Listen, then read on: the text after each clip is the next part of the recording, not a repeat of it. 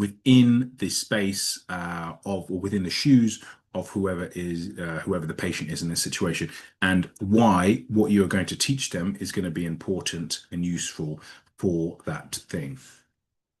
So hopefully this all makes sense as we go through. I'm not 100% sure if there is a question function, although I did think I saw it before. So if people do have questions and there's a way to submit them, then please do. But otherwise, we will keep moving forward. So now we're going to talk about our personal philosophy of teaching. So personal philosophy of teaching is the ideas that I like to have or keep with me as I'm delivering my teaching. What are the big headline ideas about how I want to communicate information? So first of all, there's starting with the end in mind. Now, if you have gone to any sort of a management development course or session like that, they may claim that they've invented this idea, but I don't believe they did. But starting with the end in mind. So where do you want to get to? Where do you want to leave your learners at the end of your teaching? Okay. Do you want to leave them with just an enthusiasm for a certain thing? Do you want to leave them with the core knowledge? Because in some specialties, you don't need to teach people everything in one go. You just need to teach them enough to know when to call for help. And sometimes that's what you want to leave your learners with, and that's perfectly fine. And you just need to have that in your mind when you are starting your teaching or when you're delivering your teaching. Next is top-down communication. So top-down communication for me is about giving the headlines and then working back into the detail. And the reason why this is important is because the headlines is the conclusion, is what sticks with people. And it's usually the most powerful part of whatever you're trying to communicate. And if you do it the other way around, which often happens where you build, and then give your conclusion, sometimes you lose people along the way because they sort of just drop off. And other times you lose people along the way because they have heard this already and you're just rehearsing things that they already know, in which case they're not so engaged. So if you start from the top and work down, it means that if you give the headline, then you become aware, or the learners make it clear that this is content that they're already very familiar with, then you don't necessarily have to go into the detail and weeds. It can save you time and you can go forward into something which is going to be more useful for your time. So top-down communication is giving the headlines first and then working back into the detail. And lastly here, we have drop your ego and encourage others to do the same. Now, I kept this one in here. It's probably a lot to do with modern surgery. Well, I wouldn't even say modern surgery, surgical practice throughout history, where, there is a lot of ego involved. And not to get too existential about it, but there's probably good reason why there is ego involved, because if you're going to be cutting someone open, you have to believe in yourself, and you certainly need to convince the person or the patient that they should believe in you too. Otherwise things just go poorly for all involved. However, ego and confidence are different things, and we often find that there's not enough space for people to say, oh, I don't actually know about this thing, or I'm not very knowledgeable about this thing, and people tend to keep it to themselves.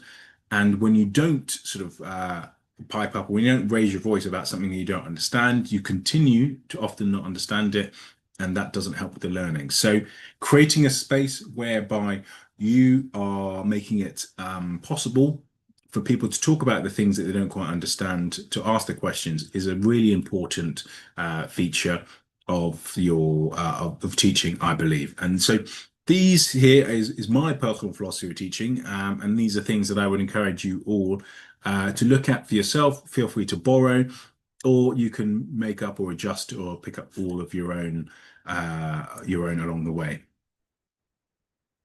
So now we're going to talk about some of the essential principles and theories. Now, this course or this material here is a highly abridged version of our usual trainers course, which is a session which is run over 2 days, either through our completely online course, which you can work through at your own pace, or the hybrid course, which includes e-learning modules and then a 1 day virtual classroom session, which is delivered over Zoom. So it's essentially 2 days. So, and this is a really compacted thing. The reason I mention that is just so you know that there's far more in this in the theory than what we'll cover here, but we're just going to hit some of the keynotes. So this is Vygotsky and the zone of proximal development. And essentially what this talks about is if you look at this model, this concentric circles, in the middle is what the learner can do unaided.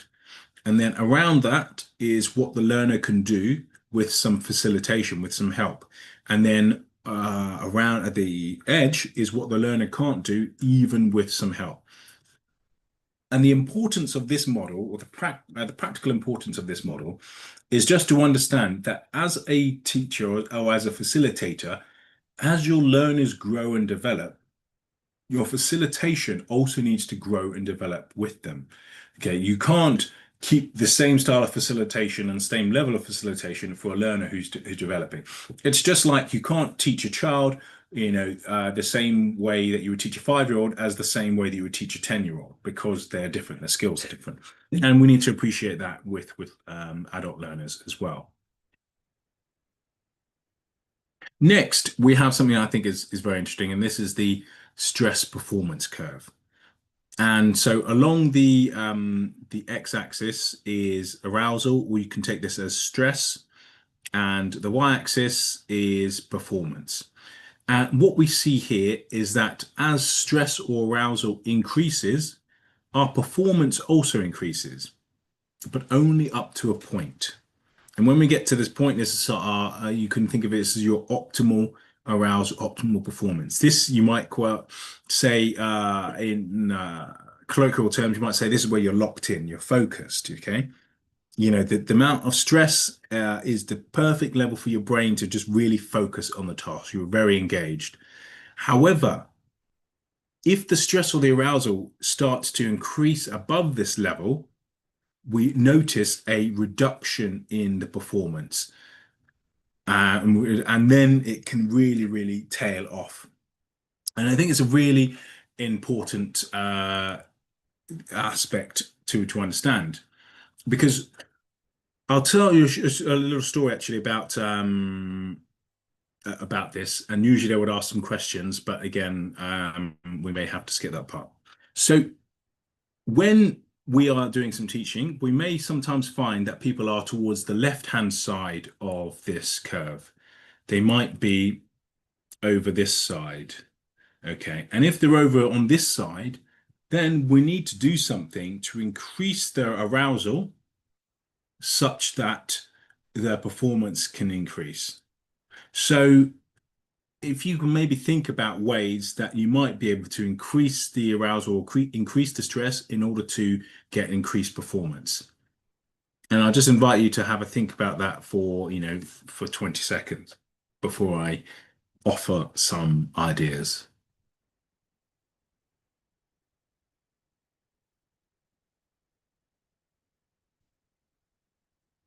So, as some of you hopefully have said, at least in your own head, is that you can do things like asking questions, doing a short quiz. These are sorts of things that can increase the stress and arousal and get better performance from your learners. So yeah, asking questions, making a competition. Medics tend to be quite competitive by nature, so that can be really helpful. So recognizing when people are on this area, and then you think about what to do. Now, on the converse, let's say people are too far on the right side of the curve. So the stress is too much, the arousal is too much, and the performance is suffering. What are things that you might be able to do in order to bring them back? And then again, I invite you for just 20 seconds to have a think about that.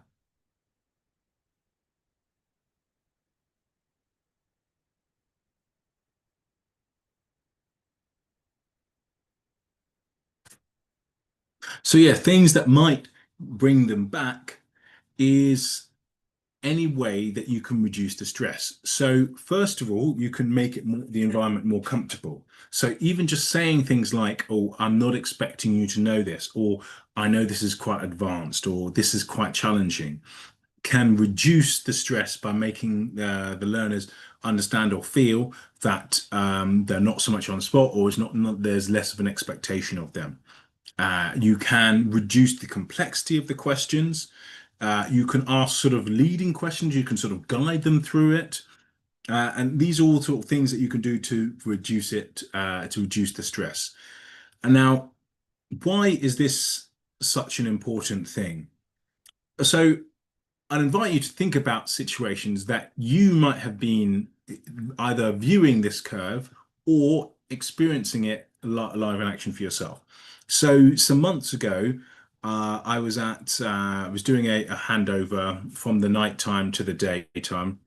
We had an FY1 who was on the computer scrolling through the CT scans at the request of the consultant who was taking the handover. And the consultant was asking them fairly simple questions about the CT scan and the anatomy shown on the CT scan. And was asking, what are the various structures, very big, obvious structures like, what's that? Oh, those are the kidneys, or what's that? That's the rectum, let's say. Now, in this experience, what I noticed is that when the F1 was being asked questions, at a certain point, quite early on, they tipped from being, reasonably aroused or stressed to way into the right side of this curve, way into the right, to the point whereby they were unable to say whether the kidneys and the rectum were on the same level in terms of height, or, the same slice of the CT scan. And obviously, your kidneys are much higher than the rectum. And I say obviously because you only have to look at your own body, just look down at your own body to know that they are at completely different positions. So the not knowing that in that moment is because your brain is not functioning properly. Because in a calm moment, if you'd ask them, they obviously know that basic anatomy, but because of the stress, because of that extreme stress, the brain stops working properly, and that is the consequence.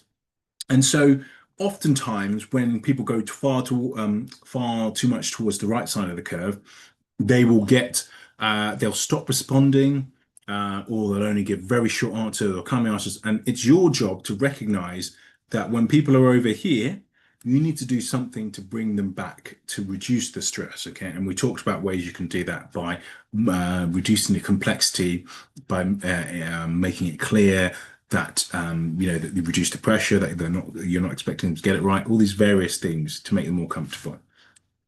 So hopefully there's no questions about that, but I think it's a quite an important one, because if you recognize it, you will start to see it, and you will then be able to make modifications to what you're doing to get people towards the optimal zone for learning. And I think it's also quite interesting that this curve tends to match up to the level of glucocorticoids in our system as well. So it's nice that there is a biological sort of element to it as well, which seems quite interesting to me. And this is the stress performance curve in another format, which essentially turn into a sort of a chart. And in the middle, you have the comfort zone. Then you have the learning zone. This is where they're doing the optimum learning. And then on the edge is the panic zone. This is where they've taken on too much, that they're not engaged, and you need to try and bring them back. Now, something we're going to talk about next is something that I added more recently. And the reason I added it is because of how important I believe it is, but how underappreciated it is. And that is the way you use your voice. Now, the way you use your voice communicates so much, and we rarely talk about it. Oftentimes because many people, don't really like public speaking, or don't really consider it that too much. But we all know, when you think about it, we all know that how someone sounds and how they use their voice is so important. I mean, if I could even use a thought example, there's a reason why, Barack Obama is so much more compelling with his speeches than, let's say, Keir Starmer. And if you listen to them talk, even irrespective of the words they're actually saying, there's a fundamental difference to the way that they use their voices. And this communicates so much. And so I think this is an undervalued, underappreciated skill of teaching and of public speaking in all dimensions. So what do we mean by use your voice? We want to use your voice as a tool. Okay. Now, there are different elements of your voice that can be adjusted and changed in order to make better emphasis, okay, in order to convey what you want in a better way. So there is volume. When you speak loudly, sometimes that can be the indicator that this is really important. But the variation, sometimes speaking quietly, is important because this also highlights that this is really important. It brings people in, it centers people. So changing the volume can be a really useful tool or a really useful way to improve your speaking, your communication. Then there is pace. So pace is something that we all intuitively know because there's a common criticism of people who have bad pace, and we say, oh, they're very monosyllabic. So they just talk in a very bum, bum, bum, bum, bum. They talk a bit like and this is why you know when a robot's speaking, well, at least you used to before this AI stuff. But this is why you know when a robot's speaking over a human, back when Word was doing your transcription for you, and it would be and so monosyllabic. I went to the shops yesterday and I bought an apple and a pear. It was often the underripe type, but I did not mind. So it was just a bit of waffle there. But the point is the pace is not what you want. You want a varied pace. Sometimes you're quickening, sometimes you're escalating up to a point, sometimes you're starting slow with your build and you're building up to a point of escalation because people need to know that this is the important part. So you can use your pace in different ways to escalate but the most important part is the variety. Then we also have pitch. So pitch is a really important one. So if I can ask all of you to think in your heads, now, how many of you can recite word for word any paragraph from your favorite book? Can you recite word for word your favorite paragraph a paragraph from your favorite book? Now, I'll ask you to maybe put your hands up if you can. I can't see these hands, but mentally, I'm not seeing any hands going up apart from one, which is great.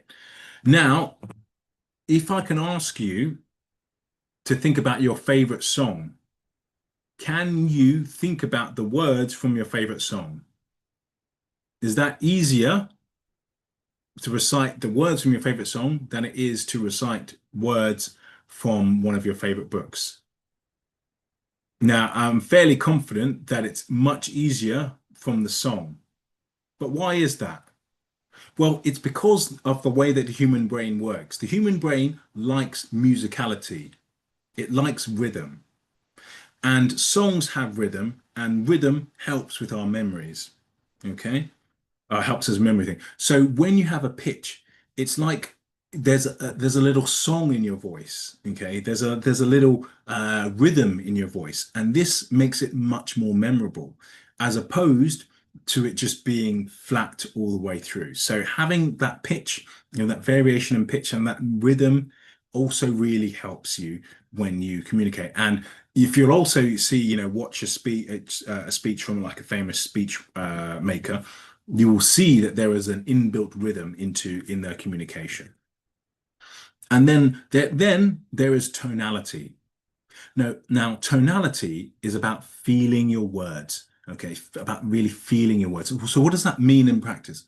It means that you are going to be really putting some emphasis and some emotion into your words, into particular words. And it's also often it's about elongating the vowels, okay?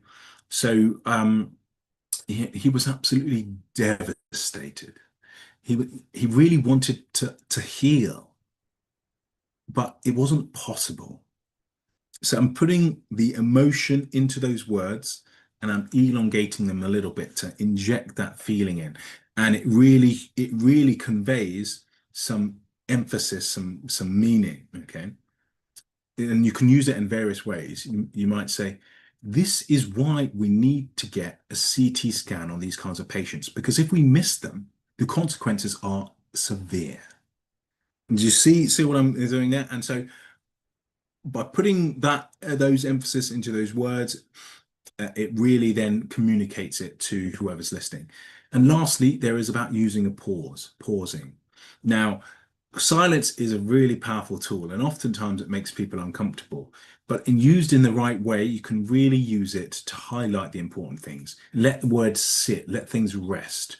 When you maybe come to the conclusion of your point, you have a pause to let things settle, to let people think about what you said, to make them understand that what you have said is the important part.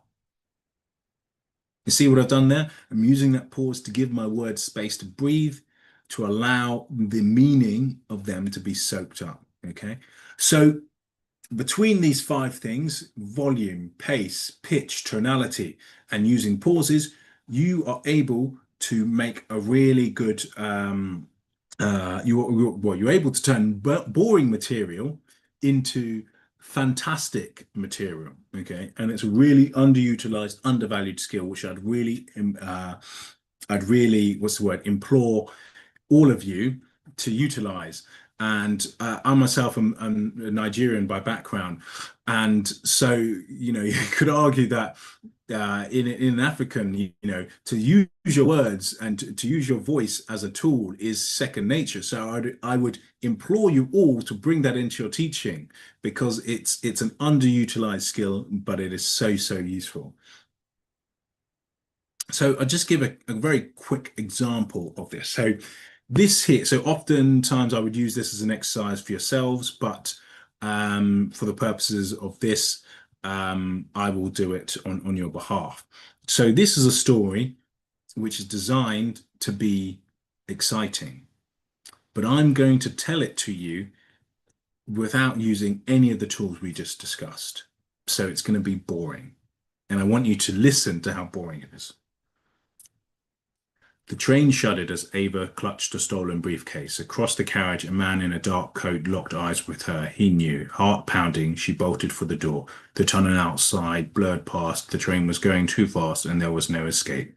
The man stood, reaching into his coat. Ava didn't hesitate. She yanked the emergency lever. Alarms wailed and the train lurched whilst passengers screamed. The briefcase was still in her grip. The doors cracked open just enough to give her one chance to jump. The wind howled as she hit the ground rolling, and behind the train screeched to a halt. She half smiled before starting to run. Now the real chase began. Gosh, almost fell asleep myself there. This was an exciting story told without any of the tools.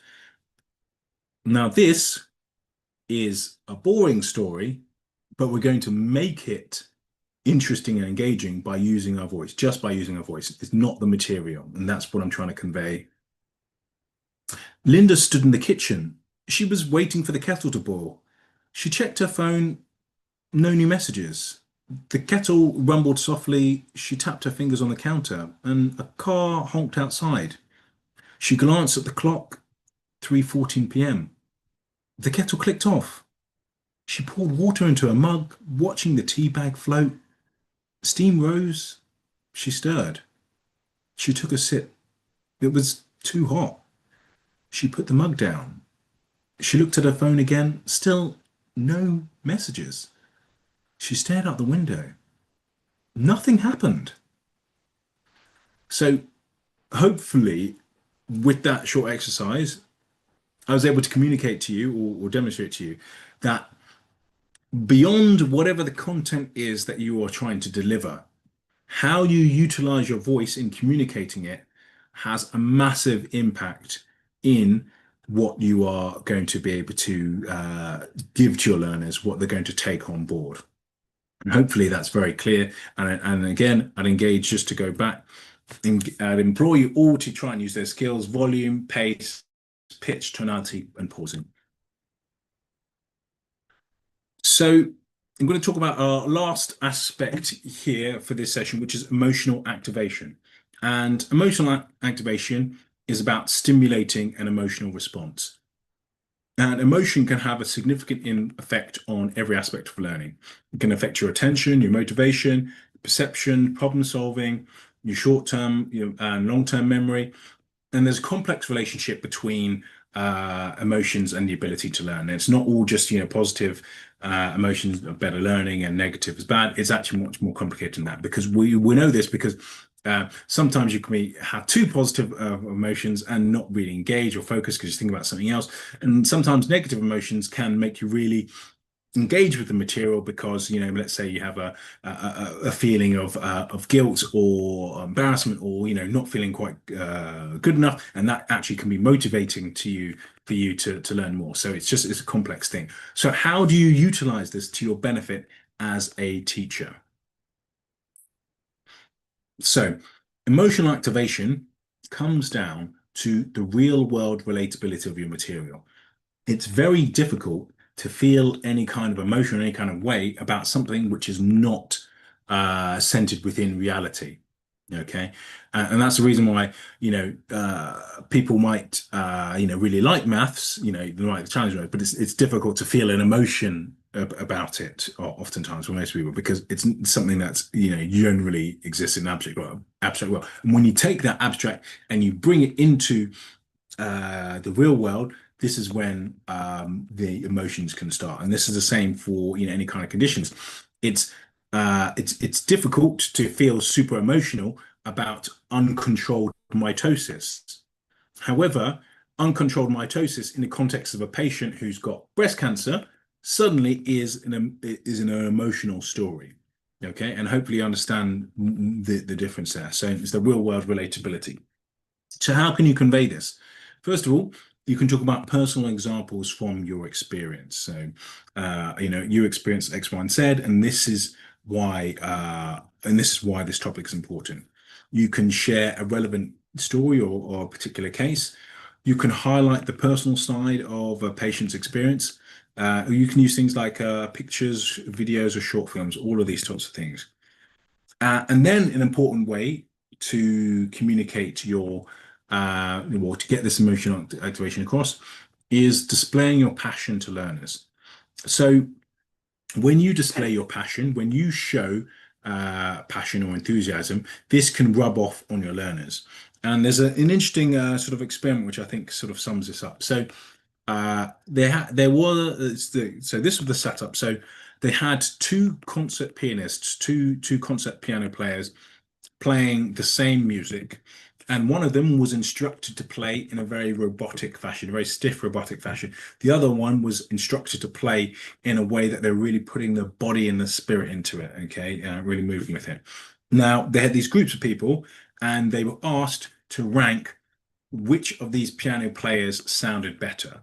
Now, when they would just play the audio tracks, just the audio tracks, they voted that the pianist, the piano player who was playing in the robotic fashion, they voted them to sound the best. When the next time they were shown the videos of the two piano players, so same audio tracks, but as the video, and they asked to say which one sounds better, they all said the piano player who was putting the rhythm into it, who was really feeling the music, who was showing that enthusiasm. And what does this communicate to us? It communicates that your enthusiasm for the material directly impacts how your learners receive that material. Okay, so take that on board. So that your enthusiasm, your energy levels, all these things, your passion for the material directly impacts how that is received by your learners.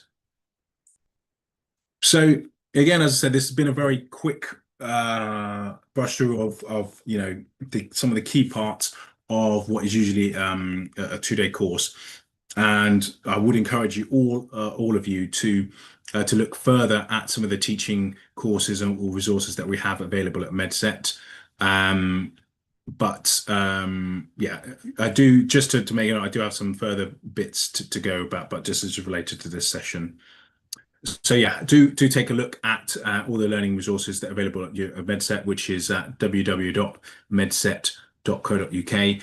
And actually, as for attending this and being part of this community, you can actually get a discount on all of the paid resources. I think the discount code is Thriving10, Thriving10, and the website is www.medset.co.uk, but it's easy to find us on Google.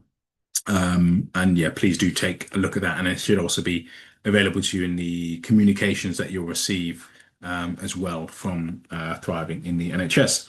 So to summarize here, what are the key points we talked about? We said we want to communicate purpose. Start with why, because why drives purpose. And the way to do this is questions, using a narrative, and trying to establish some empathy. You want to try and use your voice where possible, and this is the volume, the pace, the pitch, tonality, and using pauses. Start strong where you can. It always pays off. It's much easier to start with getting people's attention at the beginning than to try and wrestle it back after you've lost it. So if you only have so much energy or so much enthusiasm, you need to start yeah, you need to start strong and give that at the beginning, because it's a lesson I've learned and relearned many times over before. So yeah, that's important. And then also end strong.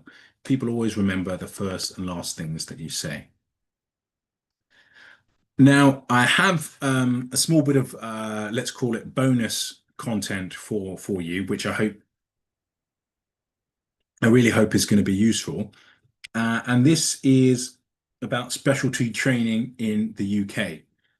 Now, specialty training in the UK is very competitive. It's only getting more competitive. You will have probably seen things about competition ratios just escalating and escalating. And it can be a difficult thing. There's many hoops to jump through. And so particularly as an IMT, things can be very difficult because you don't know the process, you don't know the key areas to focus on. There can be a lot to do, and you want to be strategic about where you're putting your effort in order to get a place. So this is what I'm going to talk a little bit about today, just to end off my session. So first of all, another piece here. Again, not to brag, but I put this here. This was my feedback score from my interview for general and vascular surgery. This is my score sheet, and as you can see, I got 100% across every domain of the interview. 100%. So yeah, 100% across every domain of the interview. The remarks there: excellent performance, very passionate about surgery. And then there was outstanding performance and response. So 4 marks. The reason I put this there is not to brag, but is to explain to you why I think you should listen to me, because I do sometimes interestingly come up with you will get a lot of advice, or you may get a lot of advice, and you do need to appreciate that not all advice is equal, particularly when it comes to this type of stuff. So I put this here to, I guess, to explain or at least to make a case as to why what I'm saying is useful for you, and hopefully you'll forgive any element of arrogance, which is not intended at all. So how do we get into training? So getting into training in general there are 3 things that you need to do. Okay, and the 3 things you need to do in the right way. And I'm not saying that these 3 things are easy, but it is simple in the sense that these are the things to do. It's not super nebulous, but these are the things. So 1, you need to earn portfolio points efficiently. So what do we mean by that? In many specialties, there are a certain number of points that you can acquire for either doing audits, publications, teaching practice or teaching courses, leadership skills, or commitment to specialty. There are various different things that will score you points for your application. What you need to do is look at whatever your chosen specialty is and look early at what the portfolio requirements are and start building your portfolio up to that point. Now, when I say efficiently, the system is not perfect. And the way that the system often works is that you score more points by doing moderately difficult things in multiple areas than you do by doing something really, really fantastic, but just in one domain. Okay, this is the nature of the point scoring system. I'm not saying it's the best, but it is the system that you're working within. So that means if you get a phenomenal publication, okay, you can get, X amount of points. However, if you have, decent audits and if you have decent teaching skills, then you may get the same level of points as that really difficult publication.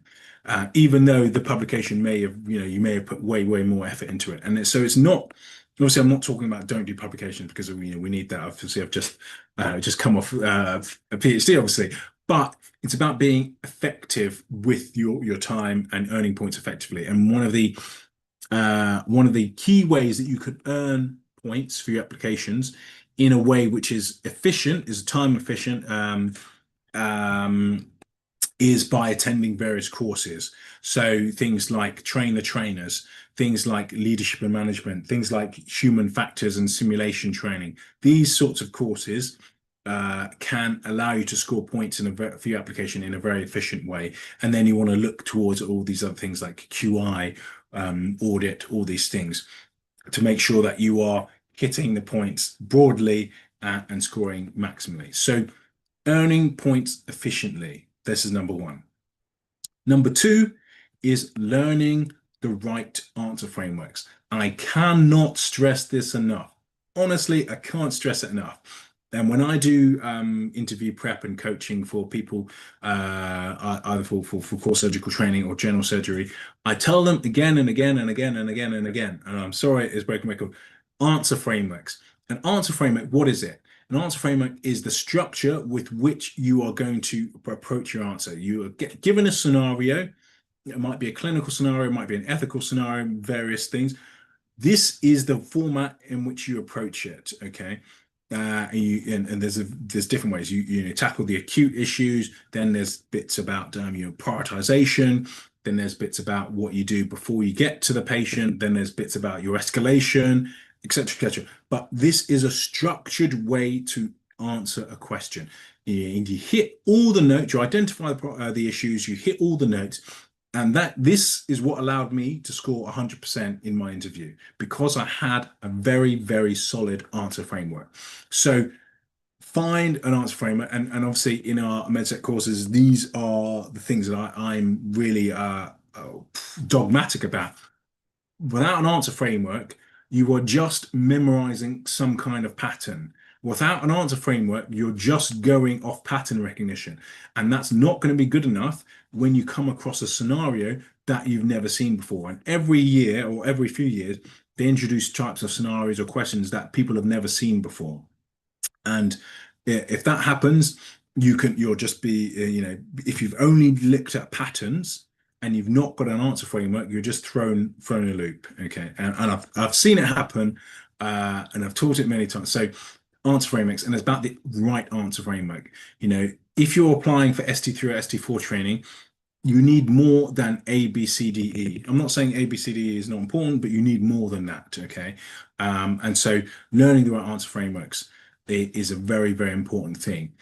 And I'm not sure if there's a way for me to share information because in a chat, because I actually had a list of some important articles that I could share with you guys on each one of these fronts. So maybe that's something that we can The work out. whiteboard should be available for you. Okay, great, thank you. I'll look at that in a moment. Yeah, so learning the right answer frameworks, and I'll share some links to that. I'll just do it once. Forgive me because it's quite heavy, full of links. But if you just look at the top ones, it talks about earning the points efficiently. It talks about some of the courses that you can do to get those points. I've linked to an article that I wrote myself about how to score 100% at the ST3 interview, where I talk about the specific answer frameworks that I used in order to maximize my performance and the things that I also teach. And then lastly, it's practice, practice, practice, and it's practicing the right way. So what does that mean? So first, it means you have to practice until you're a little bit sick of it. This is how I always knew that I was going to do okay in an exam, even way back in with GCSEs or A levels, etc. I would say if I'm not a little bit sick of it, I haven't quite done enough. So you want to get to a place where you're just a little bit sick of it. At least that's how I think about it. And then it's practicing in the right way. Now, oftentimes people confuse some sort of exercise for actual genuine practice. And then genuine practice involves you talking out loud, either to yourself or to someone else. Because what happens if you answer a question, I guarantee you, if you answer a question just in your head, you will realize that your head does a lot, it fills in lots of the gaps for you. And you think you've got an understanding until you come to actually verbalize it. And then you realize there's a bunch of gaps because the brain's very good at jumping, skirting over gaps of knowledge and things. So you need to say it out loud because that's the only way you can prove categorically that you can string one point to the next and be fully coherent with it. So you need to practice out loud. That's step one. Then you need to practice with someone else, okay? You need to practice someone else, and once you get comfortable swinging to someone else, you need to get that other person to do what I call stress practicing. They can't just let you spit out your monologue in a very easy, soft fashion. They need to give you a bit of pressure. And this person is either someone on your level who can just you're comfortable to give you a bit of pressure, or someone you're not comfortable with because you're not going to be comfortable with the interviewers. Or it can be someone who's a bit more senior, who is then therefore has a bit of a more a bit more can add a bit more pressure to the situation for you. So I call this stress practicing. They're going to interrupt you a little bit. They're going to ask you to clarify things. They're going to ask you follow-up questions, these sorts of things. And this is the right way to practice. If you practice in your own head and then you go to the interview, it will be apparent. If you practice this way, by always talking out loud, communicating with someone else, and then introducing some stress, you will be prepared for interview day. So hopefully that all makes sense to you now. And this is a QR code which will get you to the MedSet website and the discount code Thriving10, which I spoke about before. And then I'm going to try and find this whiteboard, which I've not actually used before. So if there's any direction. I think if you scroll along the bottom, the different icons at the bottom, it should be somewhere on the far right before more. Aha, okay.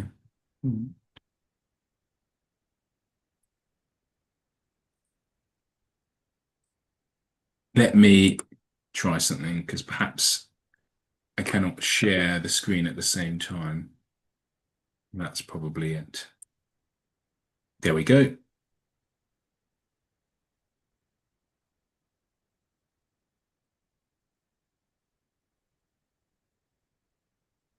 Wonderful. So I've got a whiteboard and how do I... bingo. So hopefully you can copy that. I really hope so because I think if you zoom a bit, I'd suggest to those who are using their mobile devices to do a screen grab, and then you can transcribe later from ChatGPT or some other way. yeah, that's fair enough. So this is my parting gift to all of you guys. So you can actually go to the MedSet website and you can also then just search within some of the guides that we have. So so we have a training course. There's also an article there which you can't now see, but it talks about the importance of a trainers course and the different types of courses. So make sure you know understand what is available. I'm not saying you need to just to purchase this MedSet one. I'm saying you need to understand it as something that can add value to your portfolio, to your applications, and therefore you know choose accordingly. The same with leadership and management. The same with human factors. And then there's this article about answer frameworks, which I think you know if you're going to read one well, it's hard to difficult. If you're going to read two, it would be right answer frameworks, and it would be essential. You know why teaching skills are important for doctors. And then below we have our various courses corresponding to ST1, CT1, and ST3, ST4 interviews. So you can use any of those. Those are hyperlinked, but you may not be able to get to that, but they're all available on the website. And as I also mentioned, the discount code Thriving10 will give you 10% off your any purchase on the MedSet course. And then very much lastly, something that I'm really proud of, and this will be my signing off note because I think I've come to the end of our time here, is on-call news. And this is something that I, again, yeah, really, really proud of. If I share the screen again, I'm going to lose the whiteboard, it tells me. So I'll give like a few seconds for everyone to get what you need from the whiteboard. So I'm going to leave it here, and then I'm going to scroll up in 15 seconds. So please take what you need in this section. Okay, and then scrolling up here. We can always share this with the attendees after as well, if Perfect, anybody perfect. notices it. Yeah. Thank you. All right, off we go.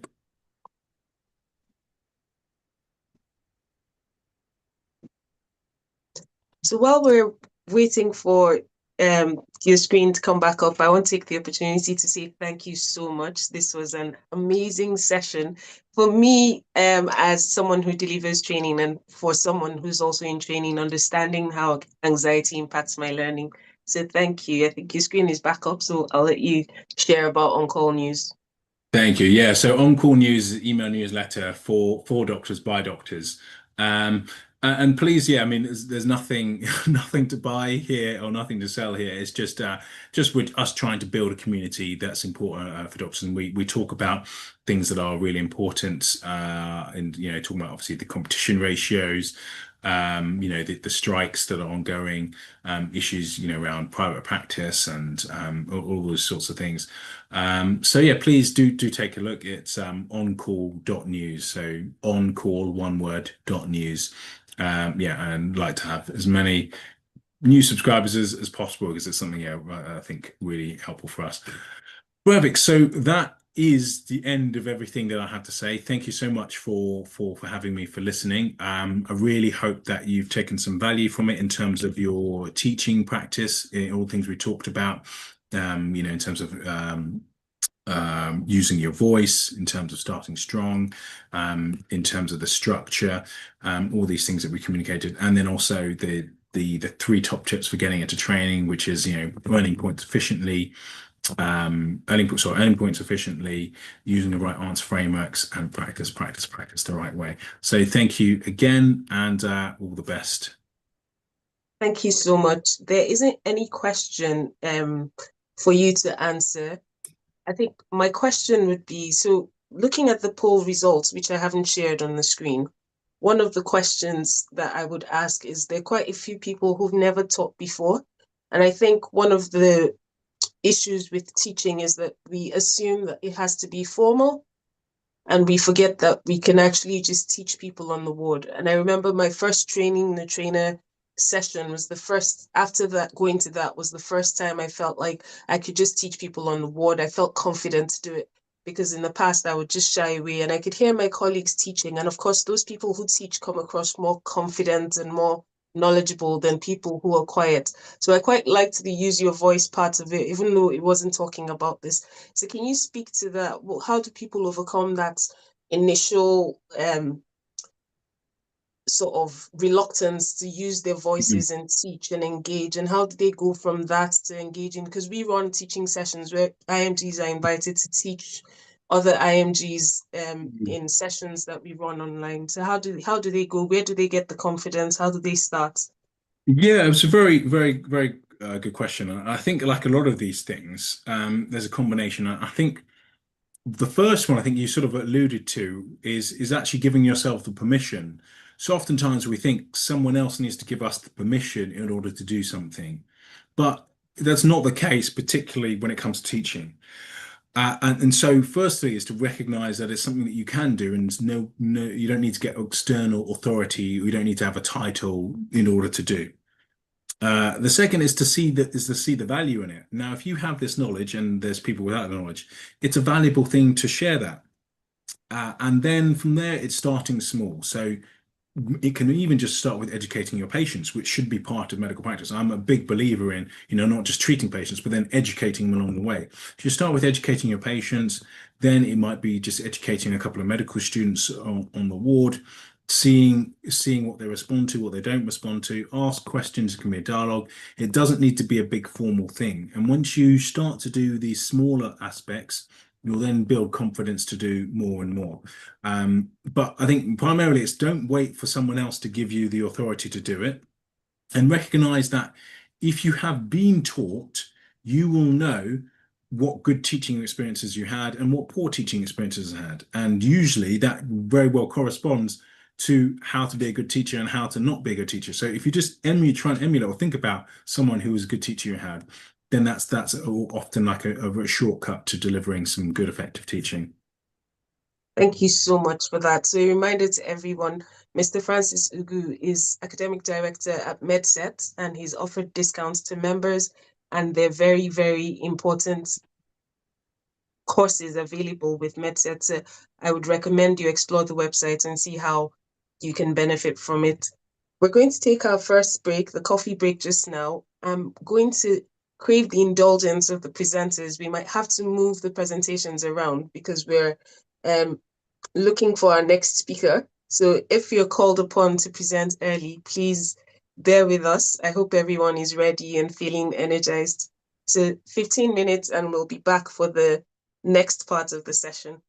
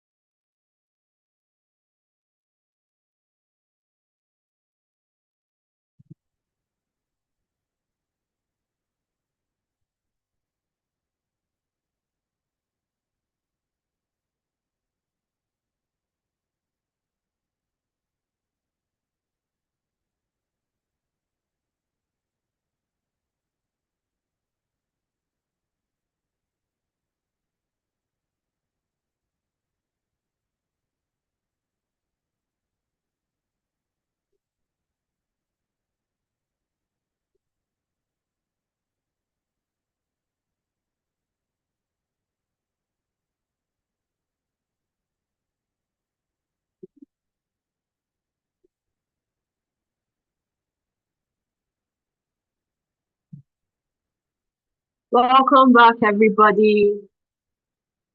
So our next section is with Dr. Ogene Tega, and she'll be taking a training on audit and quality improvement section.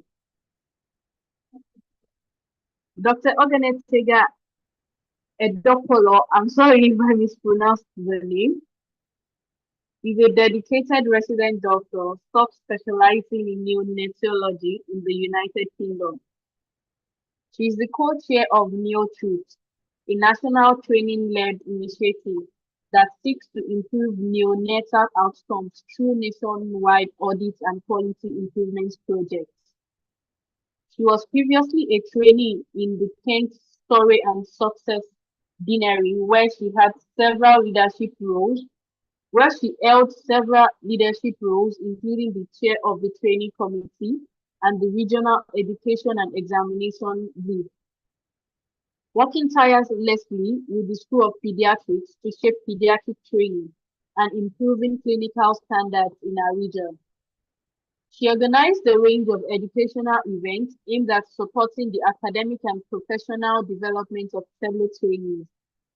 She's passionate about delivering high quality, equitable, and cultural competent care to all newborn babies. She's particularly focused on addressing health inequality, impacting Black and Brown babies, advocating for more inclusive and representative neonatal care, and has done a lot of work on improving early detection of jaundice in Black and Brown babies in the UK. She advocates for a good work-life balance by advocating for less than full-time training and is the current core LTFC representative of the RCPCH. Leadership in these roles reflects a deep commitment and a strong dedication to clinical excellence.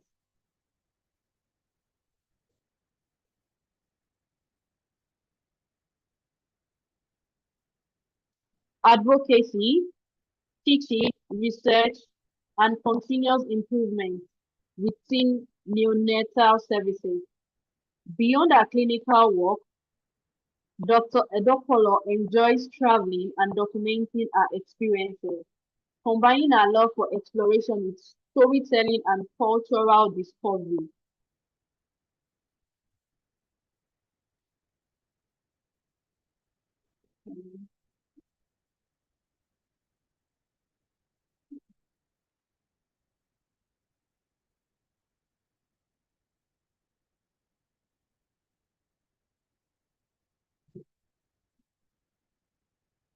Our holistic approach to both medicine and life, I like um,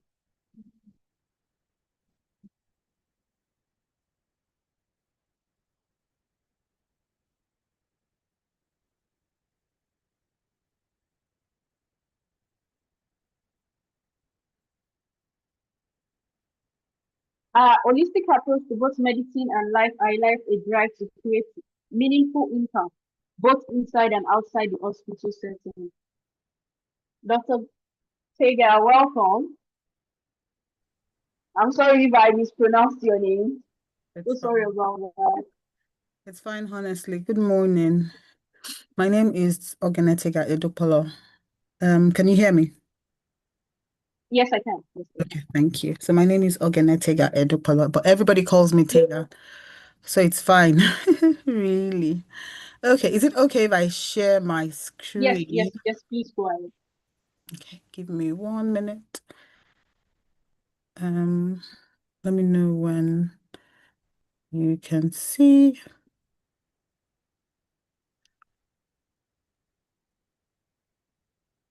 And then share.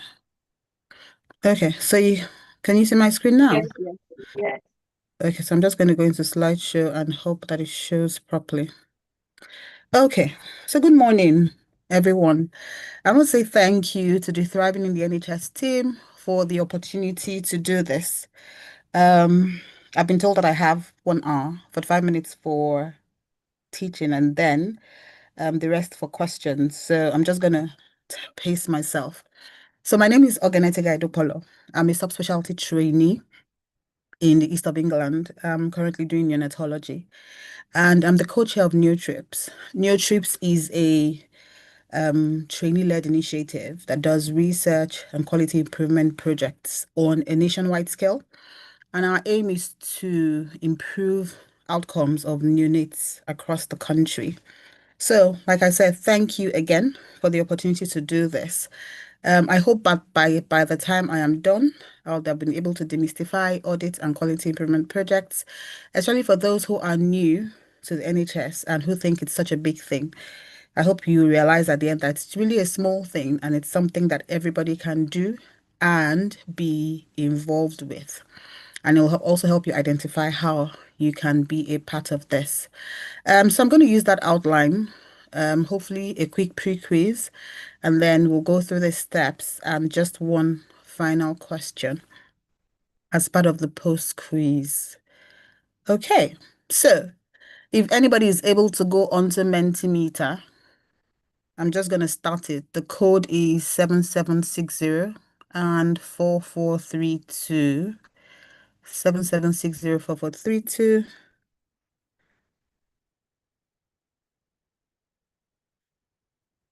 If anyone is able to log in, if there's anyone who is actually, And then when we say, when you think of, or when you hear the word audit, what comes to mind? I remember that before I started working in the NHS, when I would hear audit, I used to think it was the financial audit they were talking about, because of course, that's the only audit that I knew about at that point. I had done audits in different ways at work and different things, but because it wasn't a term that I was familiar with, I just wasn't sure, or I didn't realize that that's what it was. So when you hear audit, what do you think? Yeah, somebody has said scrutiny. Yeah, scrutiny, because that's what we know, isn't it? When they go and they audit the books, like the financial audit, and then you go on and you look and see all of to see if things are being done like they should. So yes, people think of scrutiny, people think of, are we doing things right? Is this how things should be done? Is this the right process? And then somebody else has said quality assessments. So the next question is the same. When you hear about quality improvement project, what's jump at you? Yeah, someone has mentioned the clinical audit cycle. But when we talk about quality improvement, I mean, what are the things you think about? What do you, imagine? At least improvement will jump at you. So yes, we're trying to improve our services that we offer. We're trying to improve the quality of the things that we do. We're trying to make things better. And I have a third question. What is the difference between audit and QIP? Because a lot of people will say, oh, I'm not sure, or I don't know, I just know they're both the same thing. And some people want to do a project and you ask yourself, is this audit? Is this QIP? Or which part of it, is it? Is it a mix of the both? Because there's a little in someone. So someone has said audit is checking, QIP is implementing. And I think that is what it is, in simple and terms. Audit you check, QIP is implementing. Sometimes someone has said audit falls under QIP. So sometimes you do an audit and you realize that a QIP is needed. So the QIP comes out of that audit. So today we're going to be talking about audits. We're going to be talking about QIPs.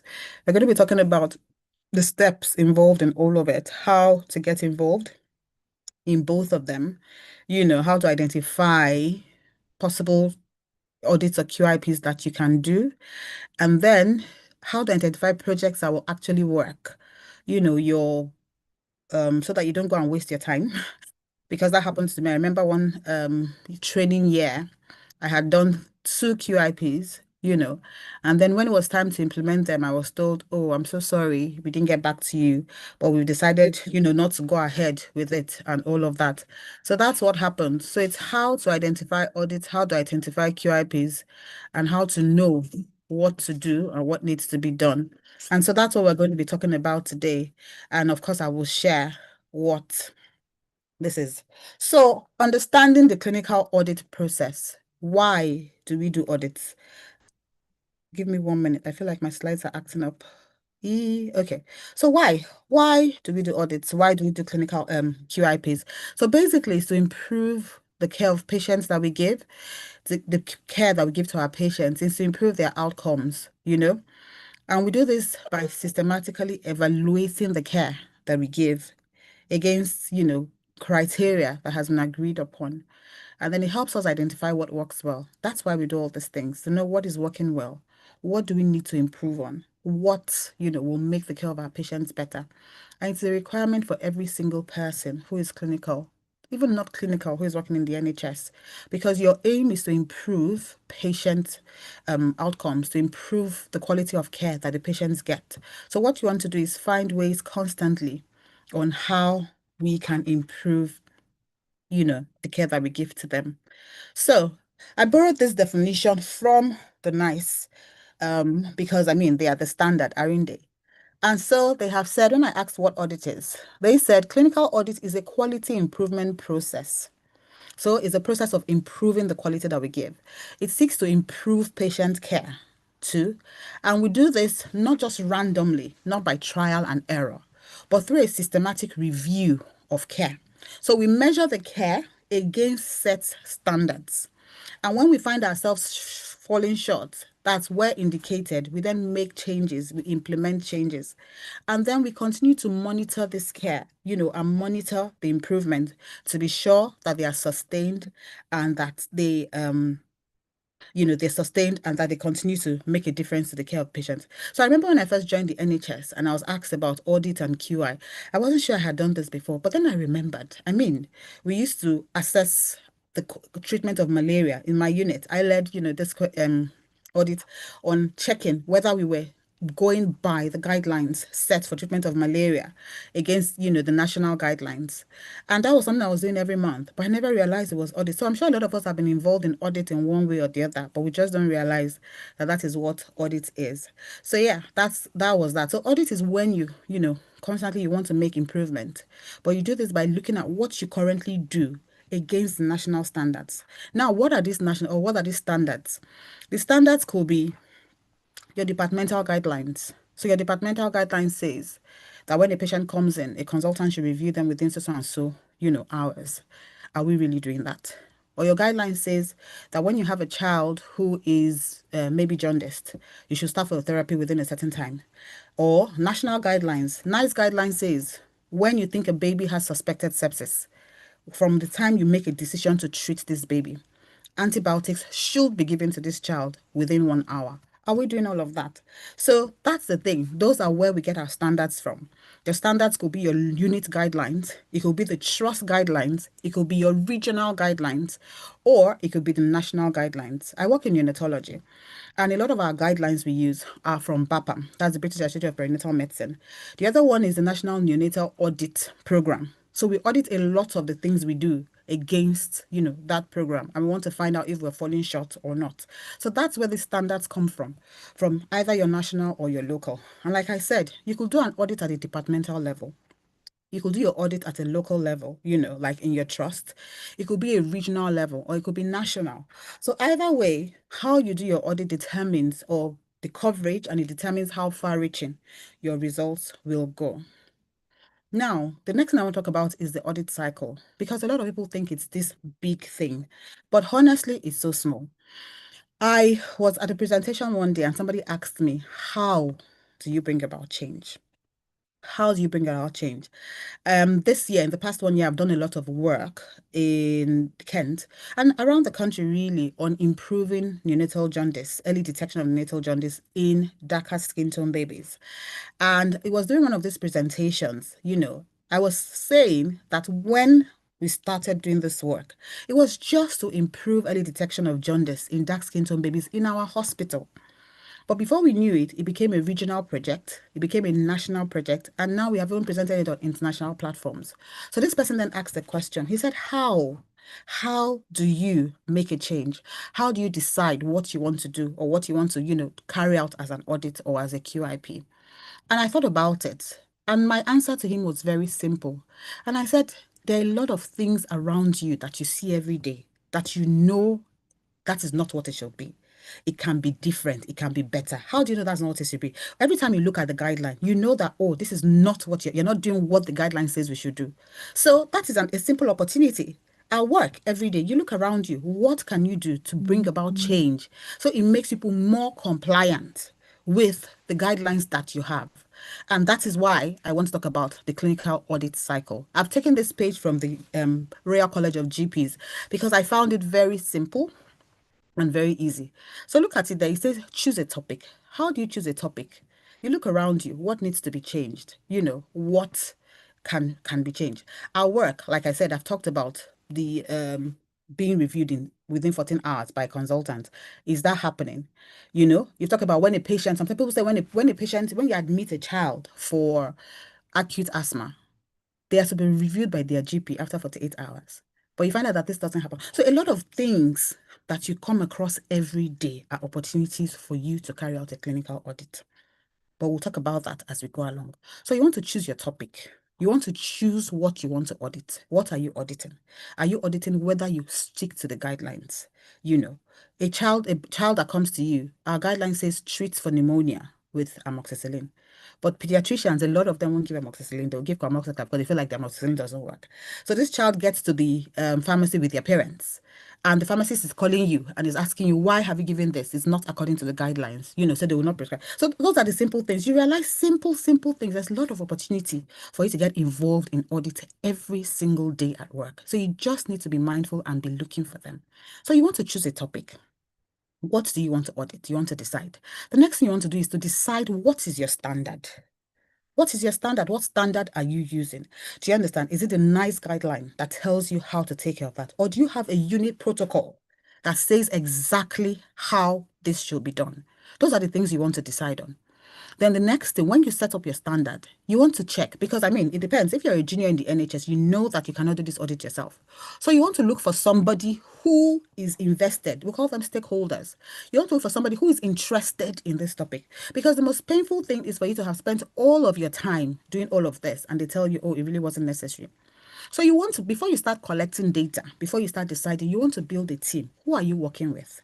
As a senior, you need a team. You need SHOs, tier 1 doctors to work with you. You need a consultant. You need your nurses. You know, you need a team. So you want to build your team and say, okay, these are the stakeholders that I will work with on this project. We're going to collect this data together.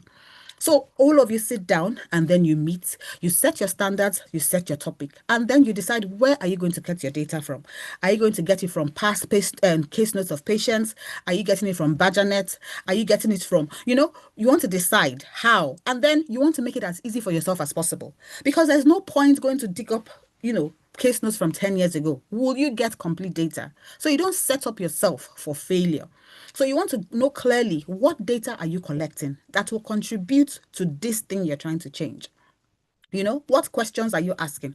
Where can you find the answers? If you pull up a patient's case notes and ask for the case notes and you look through the case notes, will you get every single data that you need? And that is what you need to decide. Where are we collecting the data from? And then you allocate roles. So who is collecting the data? Is it 2 people? Is it 3 people?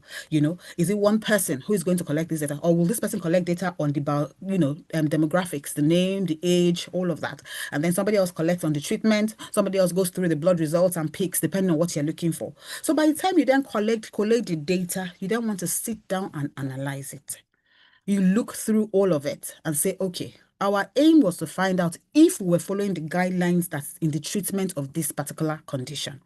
Now, this is what these people have been treated with. What medication have they used? Does it follow the guideline? If it doesn't follow the guideline, why did it not follow the guideline? What were the reasons? So that's what you want to analyze. You want to analyze, if you're not following the guidelines, what was your reason for not following the guidelines? Do you understand? And if it's something that is changeable, then you want to implement change.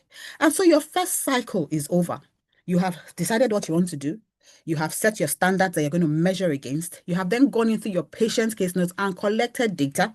You come, you analyze, and then you say, okay, these were the reasons why this failed. So let us implement change. I'll give you a quick example.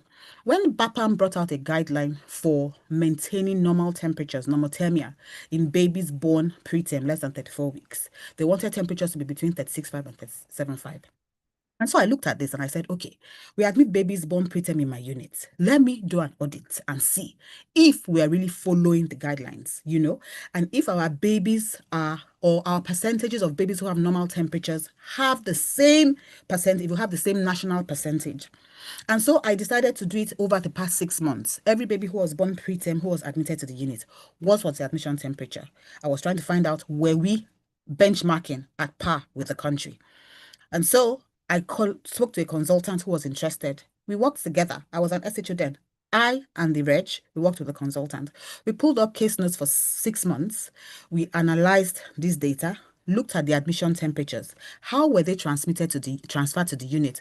Did they go in a shuttle? Did they go in a resuscitator? Did they go in a cot? What factors could have contributed to them being cold and not having normal temperatures? Because what we were dealing with was seeing whether our admission temperatures were at the same as the national rates. And then when we found out the reasons why, we then went on to analyze our data, and we found a severe shortfalling. We found out that while national rates were about up to 65-70% having normal temperatures, ours were in the 40s. And so we pulled out all of the reasons why this was happening. Why were our babies admitted either too cold or too hot? And then we set about implementing change. So the change we did was to develop what we call a normothermia bundle that helps all babies have normal temperature. So if you say, if this is not this, you do this. If temperature is not normal, you do. So, there was now steps in it. And that's how we ended up, implementing change. We brought out a SOP for people to work with, and so people were educated on how to maintain normal temperatures in babies. And then we decided, okay, after 3 months, let's re-audit again and see. Now, we did a re-audit, which was the second cycle. And of course, by the second cycle, because we had implemented changes, because we had used evidence to make our, changes, we were able to see a clear increment. By the second cycle, we still hadn't gotten up to national standards, but there was a clear difference that things had changed. And that is what the audit cycle does for you. It makes you see where your unit or your practice is lacking. It helps you see what needs to be done to change it, and it helps you implement these changes. And then you do your audit to see if the changes that you made have improved or if there's still something else. And basically, that's how it is. Simple. What are you doing around you that you think can be changed, that you think needs to be audited? Those are the things you need to be looking out for, because there are opportunities every day. You just need to find one opportunity, find somebody who is interested. And a lot of us want to wait until we can lead the audit ourselves. I don't think so. Be involved in, there are projects happening around you. When you're involved in one or two, today you collect data to this, tomorrow you help analyze another one. Then you understand the process better and see how it is done. And don't forget, in every trust, in every unit, there's somebody who registers this audit. So the minute you decide that you want to do an audit, the first thing you want to do is to register it. Once you assemble your team, then you register the audit. And we'll talk about more of this later. So I just wanted to put a proper picture of the audit cycle, because people hear cycle and they feel it should be in a cycle. But I liked that picture. That's why I used that demographic. So the first thing you want to do, I said, you identify the problem or the issue. You set your criteria, set your standards. Local guidelines, trust guidelines, NICE guidelines, regional guidelines, standard guidelines. All these things are things that you want to do. When you do that, then you either observe the practice or you collect data. Then you compare your performance with the set criteria, and you go about implementing change. After your change, you give it some time. There's no point rushing to go and repeat it in 1 month. You will notice the difference, because even in that 1 month, you find out that you're still teaching people, still saying, oh, we're doing this audit, we're doing this, we're doing that, So there's no hurry rushing. You want to give it time for them to implement this change and for people to get used to doing things in the new way. And then you go about. It can take 6 months, it can take 3 months for a re-audit. But remember that you want to re-audit and you want to close your loop, because it's better for you, and then you can clearly see that things that you're doing are working. So I'm just going to share one example with you, or 2 examples. Now, as an SHO, the trust I was working in brought out a rule and said all patients admitted into the unit, whatever unit it is, must be reviewed by a consultant within 12 hours. So that was our criteria. They said, let's review by the consultant within 12 hours. Because why? They found out that consultants were not readily reviewing patients. So a patient would have been on the ward for 24 hours and they wouldn't have been reviewed. And that was a problem. So they said, okay, let us review, let us set this criteria, or the standard. So this is a standard by which one to operate. Because there have been complaints, there had been, a lot of things that had happened because of that. And so they brought this out. And then the trust said, okay, we want people to come and lead in different units. I'm always ready to volunteer to do audits and all of that. So I said, okay, I'll be lead for pediatrics. So it was my job to look at every patient who had been admitted within the past 3 months and see the percentage of those who had been reviewed between 12 hours. Now, if they were not reviewed, why? Is it because the consultant was not available? Or is it because somebody had not documented the consultant's review in the notes? Now, the trust expected 100% pass or 100% compliance, but we were not. So we were about, I think, 97 and all. But I even suspected. So in my recommendation, I wrote that I'm sure this person had been reviewed because there was a consultant plan afterwards, but it was not clearly documented. So at that point, you ask yourself, what changes can you make? In that instance, my change in pediatrics was to say, I think people should be doing better documentation, because it wasn't that we were not meeting the compliance, it was that it wasn't being documented. And sometimes that is the only problem. The second example I wanted to talk about, babies born less than 34 weeks should have bloods to check for metabolic bone disease from day 14. Now, we decided to audit this because we noticed that babies are not being checked. We're like, we have a guideline. Why are people not following this guideline? Why are people not doing it? So what we decided to do was audit preterms born within the past 1 year and see those who had bloods done or those who had been missed. And we found out that it was 34% compliance. Why? The awareness wasn't there for some reason. So why wasn't the guideline being followed? A lot of people didn't realize. What changes did we make? We started a lot of education. We put posters everywhere, reminded people, even updated the guidelines. And then started talking to people about it. Once the baby is day 14, made awareness. Once the baby is day 14, you need to let people know, this baby needs metabolic bone bloods. And by the time we did the second cycle, it had jumped from 34 to 68. It was like clear doubling. So that just shows that audit helps us to increase or improve outcomes of our patients and our babies. So you need to be on the lookout. I could tell you so many stories of audits that done, but it just says be on the lookout. There's a lot of opportunities for you to be involved in audit. Now let's quickly move to quality improvement projects. Now, what do we do in quality improvement projects?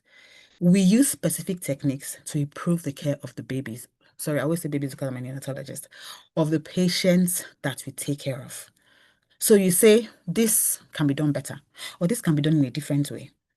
Let's try it. So that's the difference. In audit, there are already set guidelines on how it should be done.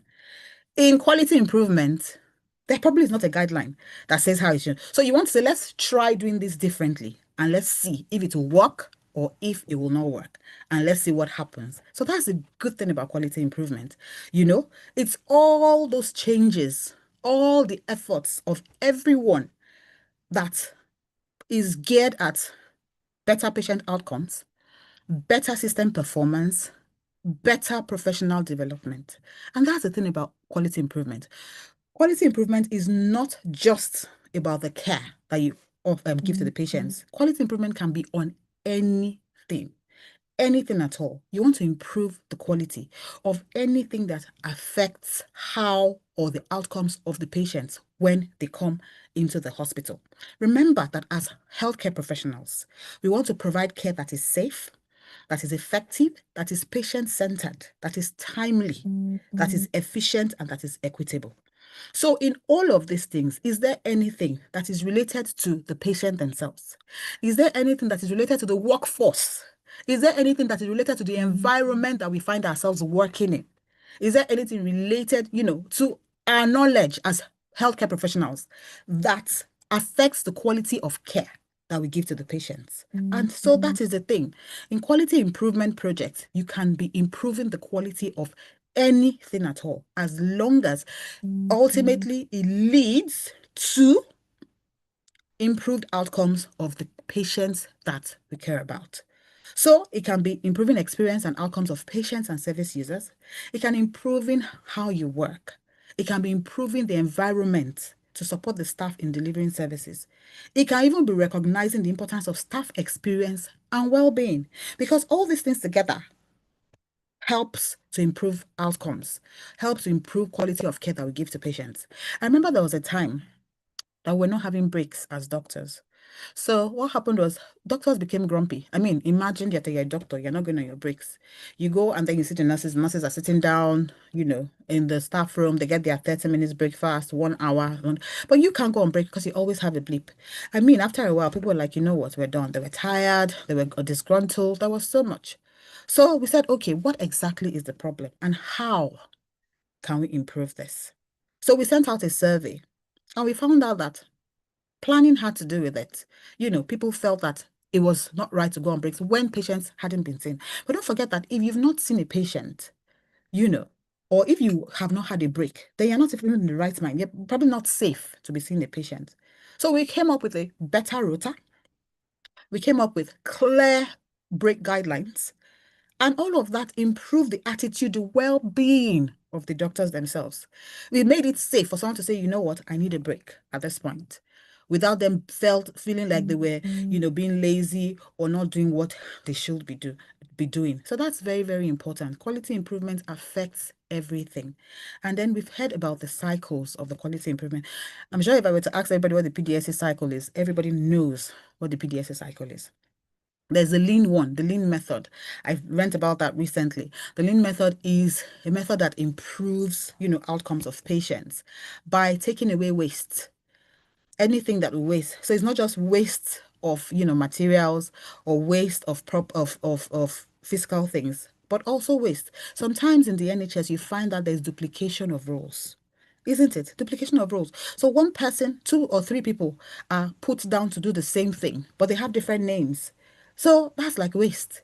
The other thing is you've seen the patient here, you've done a discharge badger. You want to print the badger. Where your printer is 10 miles from where you're supposed to be discharging the patient. So you do the badger here or the discharge letter, you will go away, you waste. That's like waste of energy, waste of strength, waste of your walking. I mean, printers should be close by. And that's printers. What about other things? There are other things that they're not where they should be. So it's as simple. It's eliminating waste. That's what the lean one talks about. And then Six Sigma is something I also discovered today, is a way of quality improvement. But I'm going to focus mainly on the PDSA. So for the lean, I just looked at it and it said, yeah, define what the activities add value to the patient. You map out the processes in delivering care, analyze them and remove everything that is waste, and then continuously improve this. Not everybody uses the lean. I think what what I see a lot of is the PDSA. My former trust had this quality improvement training, and their focus was on the lean. And that's when I realized that there's a lot of waste. There's a lot of waste. And once we can cut off this, we can improve the quality of care that we give to our patients. So now let us talk about the PDSA cycle. How do you carry out a quality improvement? So you want to ask yourself, what are you trying to accomplish?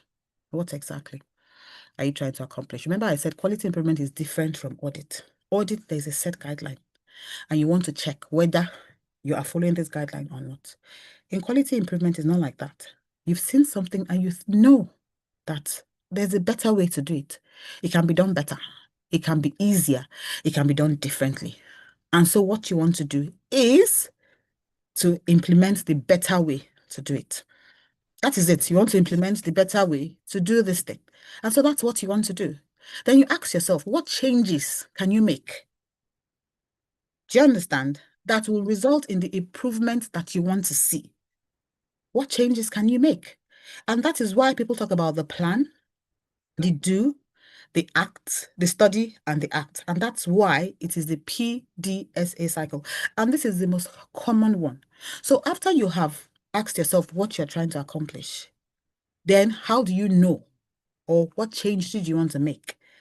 And how do you know the results, or you want to assess the results, that when you make these improvements, what results do you want to see? And so you go into your PDSA cycle. So the first thing you want to do is you want to define your objective. And I'm going to be giving you an example. The biggest quality improvement project I've done, but let me even say the smallest one, because it's also sometimes it's easier, was for those of us who work in the NHS, we know that when babies are born within 72 hours, they should have a newborn check done. So a baby was discharged home without a newborn check. How that happened, I don't know. And so we had looked at the national guidelines and seen that we were falling anyway. And so we decided, okay, let's do a quality improvement project just to improve our NIP rates on the unit. So that was it, to bring up our NIP rates to at least 97% as per national, it was 95% as per national guidelines. This was our objective. Our outcomes were that by the time we were done, we'll have more babies who were doing this or who were getting their NIPs done. We had identified where we were going to go and look. We'll go and look on better and see whether indeed we had gotten better. And then we outlined the steps that we needed. We built a team. It's very important, whether audit or QI, to have stakeholders that are genuinely interested. Because if you don't identify stakeholders that are genuinely interested in this, your project, you will fail because you will struggle, you will do it on your own. But if you have someone who is clearly interested and say, okay, let me go and look for that person and work with them, then you find out that everybody is pushing everybody together. And that's what you need. So the do means you want to implement, you want to carry out the change. What we did here was to look for boxes, because one of the things we found out, one of the excuses was people say there's no equipment to carry out the newborn check. They don't have ophthalmoscope to look into the eyes. There's no tape to measure the eye, the head, There was no surface to do the hip check, and people didn't know that this baby needed an IP. So we did a lot of education, and that's the thing. You carry out a lot of education, say this is what you're trying to do. You put posters, you alert the team, you teach the team, you do presentations, and say this is what we're trying to do. So watch out for it because we want you on board. And then you carry out the change. You carry out the change. So when you do this, then 3 months later, you go and check and see, has a difference happened? Have things become different? So you plan, clear planning with a team, with stakeholders, with those who, even after you have left the unit, will continue to carry out or, continue to make sure that this change is continuous. Those are the things you need to do. And then you carry out the change that you want to carry out. Then after a while, you analyze the data to see if there's been any difference. And if there's a difference, you either make change or you plan for a repeat. So that's what your PDSA cycle is. Now, I'm going to give you this example. This is the biggest quality improvement project that I've done, and it keeps winning awards. In fact, we still won an award for it yesterday. So it's the biggest one we had done. What did we want to do? We wanted to implement delivery room cuddles in babies. Now, when a baby is born and they are fine, the parents hold them for skin to skin. But when a baby is born, they're not well, they need resuscitation, the bag and mask, or sometimes they even need to be tubed. Or babies that are born 25 weeks, 26 weeks, people said no. There is no reason why you would tell me that a baby who is born very unwell or a baby who is born very small, very preterm, you'll waste time holding them in the unit before you take them away to the delivery room or theater where you take them away. Now, I looked at all of this and there was a lot of data. They had been doing them in other hospitals, and they had found out that when you hold the baby skin to skin, it's beneficial to the mother, beneficial to the baby, the physiology. Reduces heart rate, reduces respiratory. As long as baby is stable, as long as it is monitored, somebody is monitoring the eyes, the vital signs, and monitoring the baby. If it's a baby that is intubated, somebody is monitoring to make sure the tube is not dislodged. So this is what we did. So the first thing we did, we assembled our team. After assembling our team, we gathered all the data and all the evidence that we needed. And then we started education, because education is key. NHS, people in the NHS are dinosaurs. They ask you, why do you want to change it? Is there any need? What we are doing is working. Why do we want to change what is working? So you meet a lot of resistance. Why? Why do you want to change it? There's no point. But we knew that this will be better for the babies. And we had stakeholders, people who were genuinely interested in seeing this work. So it was good for us. So we had a plan, clear objective was to implement the delivery room cuddles. We had the data. We knew what we wanted. We knew the outcomes we wanted. Our outcomes was that more babies born unwell, who had required resuscitation, who are very small, should have delivery room cuddles. And so we set about, the first thing we did was to write an SOP, because there was no guidance, nothing. Nobody knew anything about this. It hadn't been done in the unit before. So I went and I wrote out a clear guide on how this should be done. We started talking about it, doing presentations on the unit. We started surveying the parents because it's very important to involve the parents as stakeholders. I work with babies. So you want to involve your patients in this and say, would you like to hold your baby when your baby is born? Even if they're very small, they're very unwell, but you know it is safe. Because don't forget, some of these babies, they die on the unit and their parents will never have the opportunity to hold them again. And that was the biggest push for us, for parents to hold their babies so that if they died, afterwards, because we were born too small, we were too sick, they would have had the opportunity to hold them. So we put this in plan. If you look at the picture, you can see that one has white tubing, the other one has purple, longer tubing. Of course, there was a lot of resistance to because there was no money to buy those tubes that would make it easier for you to transfer the baby to be held by the mother. But we spoke to management, spoke to a lot of people. Anyway, found stakeholders. So we planned and then we did a lot of workshops to train the children, to train the patients, the nurses, the midwives, everybody. There was a lot of training done. And then we implemented it. We started having delivery room cuddles. Today on my unit, there is no baby that is born, except they are so unwell that you don't want to waste a second, that is not held by the parents before they're admitted to the neonatal unit. That is the power of quality improvement. So we've done this. We have gone and checked a study, and we've gone from 0% of babies born extremely preterm or born very unwell to about 75%. It's only in instances where it's absolutely impossible that is not done. This started while I was there. Before we even finished the project, I had left. So let that not be a deterrent. Some people say, oh, I'm not going to be here for 6 months. I'm only going to be here for 6 months, so I'm not going to do this. Why should I waste my time? No. Till tomorrow, everywhere this project is acknowledged, I get acknowledged also. Because I was there when it started, I wrote the SOP and I was part of the project. So we planned it. We did it. We've studied to see that there's a huge change. Where we saw that there was some resistance, we did a lot of teaching, so there's ongoing. And even after I left, because we have put champions in place, it was then easier for the project to keep on going. So that is what you need. You just need an idea. You need a team. You need an enthusiastic team. You need stakeholders and you need champions who will continue to, talk about the project, move the project even after you have gone. That is it. So that's your PDSA cycle. And then you continue to have repeat PDSA cycles. You realize that after you check again, the percentages go up. And that is it. So what are the challenges? Because there will always be challenges. Always be challenges to QIs and challenges to audits. So expect them. People will tell you there's no time. A lot of time, you have to make time out of your normal stuff. Some people get CPD time, some people they call it SPA times. And that is when you're able to do all of these things. But know that there is sometimes never time. That is why you have to pick a topic that you're passionate about. Because if you're not passionate about it, you just want to do the audit because they have told you that every year in the NHS, you as a doctor, you must do one audit, you must do one QIP. Then it becomes a problem. So you struggle. But if you're doing something that you're passionate about, then it makes it easier for you. There will not be enough staffing. So sometimes it will be just 2 or 3 of you on the team. But that's where passion comes in. You make time for the project because it's important to you. And of course, financial resources. I've talked about how we met a lot of resistance because people did not want, they said there was no money to buy those tubing, even though the tubing was not very expensive. But eventually we overcame it. Now, lack of engagement. A lot of time there's low involvement and motivation from staff because they're like, what's the point? I've said, why do you want to change something that is working? I don't understand it. I don't see the reason why. And that is where your persuasiveness comes in. That is where you have to bring out the facts, bring out the evidence, say, look, other places are doing it. We have found out these are the benefits.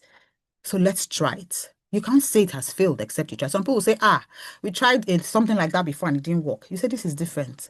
There are more, people who are passionate, who are keen, and it's beneficial. It will be beneficial for the staff. It will be beneficial for the patients. So perseverance, hard work, dedication is very important here. Sometimes your problems may be collecting the data. That can be so difficult sometimes. So you have challenges in gathering data, either because the data is not there or it's a problem. I mentioned at the beginning that I'm co-chair of NeoTrips. So NeoTrips is a national initiative that does quality improvements, audits, research across the country. Sometimes our biggest problems is that Unit A, maybe in Manchester, is able to collect all of the data because they use maybe BadgerNet or they have everything in one system. But Unit B, maybe in London, says, you know what, I can't get this data. So eventually what you find out that to analyze the data becomes a huge problem. So analyzing is a problem, making a decision is a problem. But that is why you need to clearly evaluate what you want to do first and go and check and see whether the data is available. And that is why now, before we take on any projects and new trips, we send a message round to all the regional leads and say, look, is this feasible in your unit? If a unit says it's not feasible, then we say, okay, maybe that unit should opt out and not carry it, because we want to have clear data that is useful and that will give us real results to help us implement change to improve outcomes. And the next thing is opposition. I mean, I cannot say this enough. A lot of people just will say no. Why are they saying no? Just because of it. In units, some units use what we call Kaiser Permanente. What that means is that if they think a baby has risk factors, maybe mom has prom, mom has an infection, in my unit, we'll jump and give the baby antibiotics. Other units say no.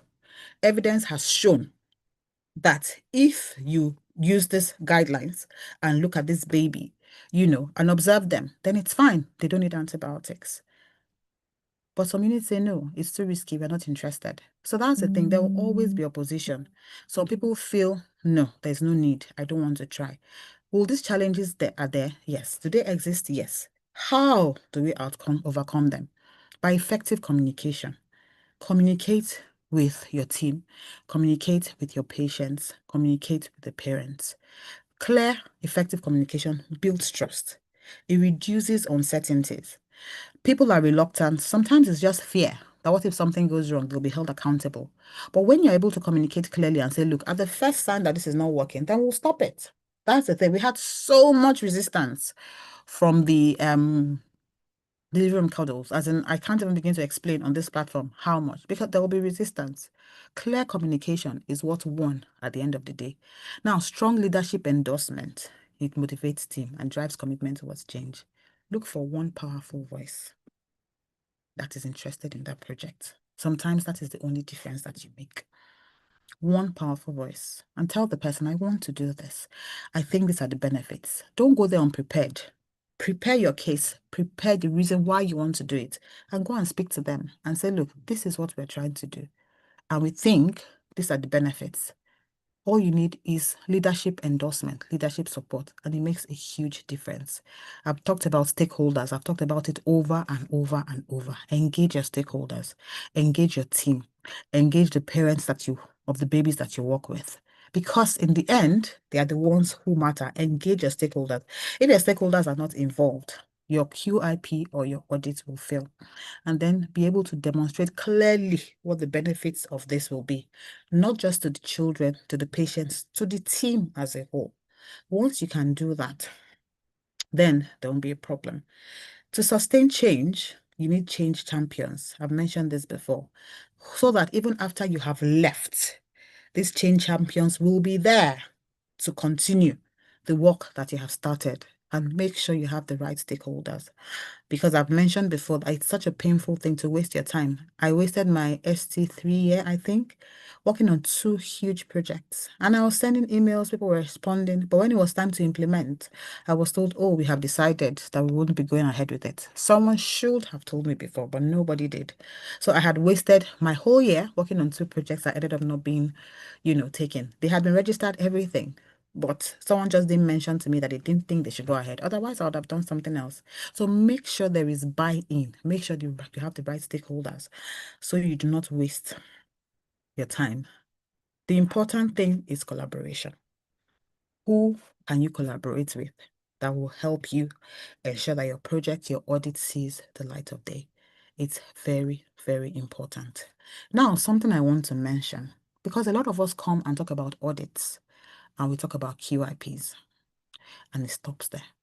You do it, you present it at your department, and that is the end. Please, don't do all of this work and then sit on it in your department. No, no, no, no. There are a lot of international conferences that are looking for people to present their work.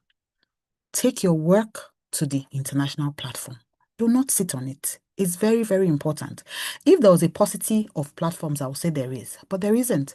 There are so many international conferences that are looking for people to do their work. If you attend one, you realize that oh, these are the things that I do on my unit every day.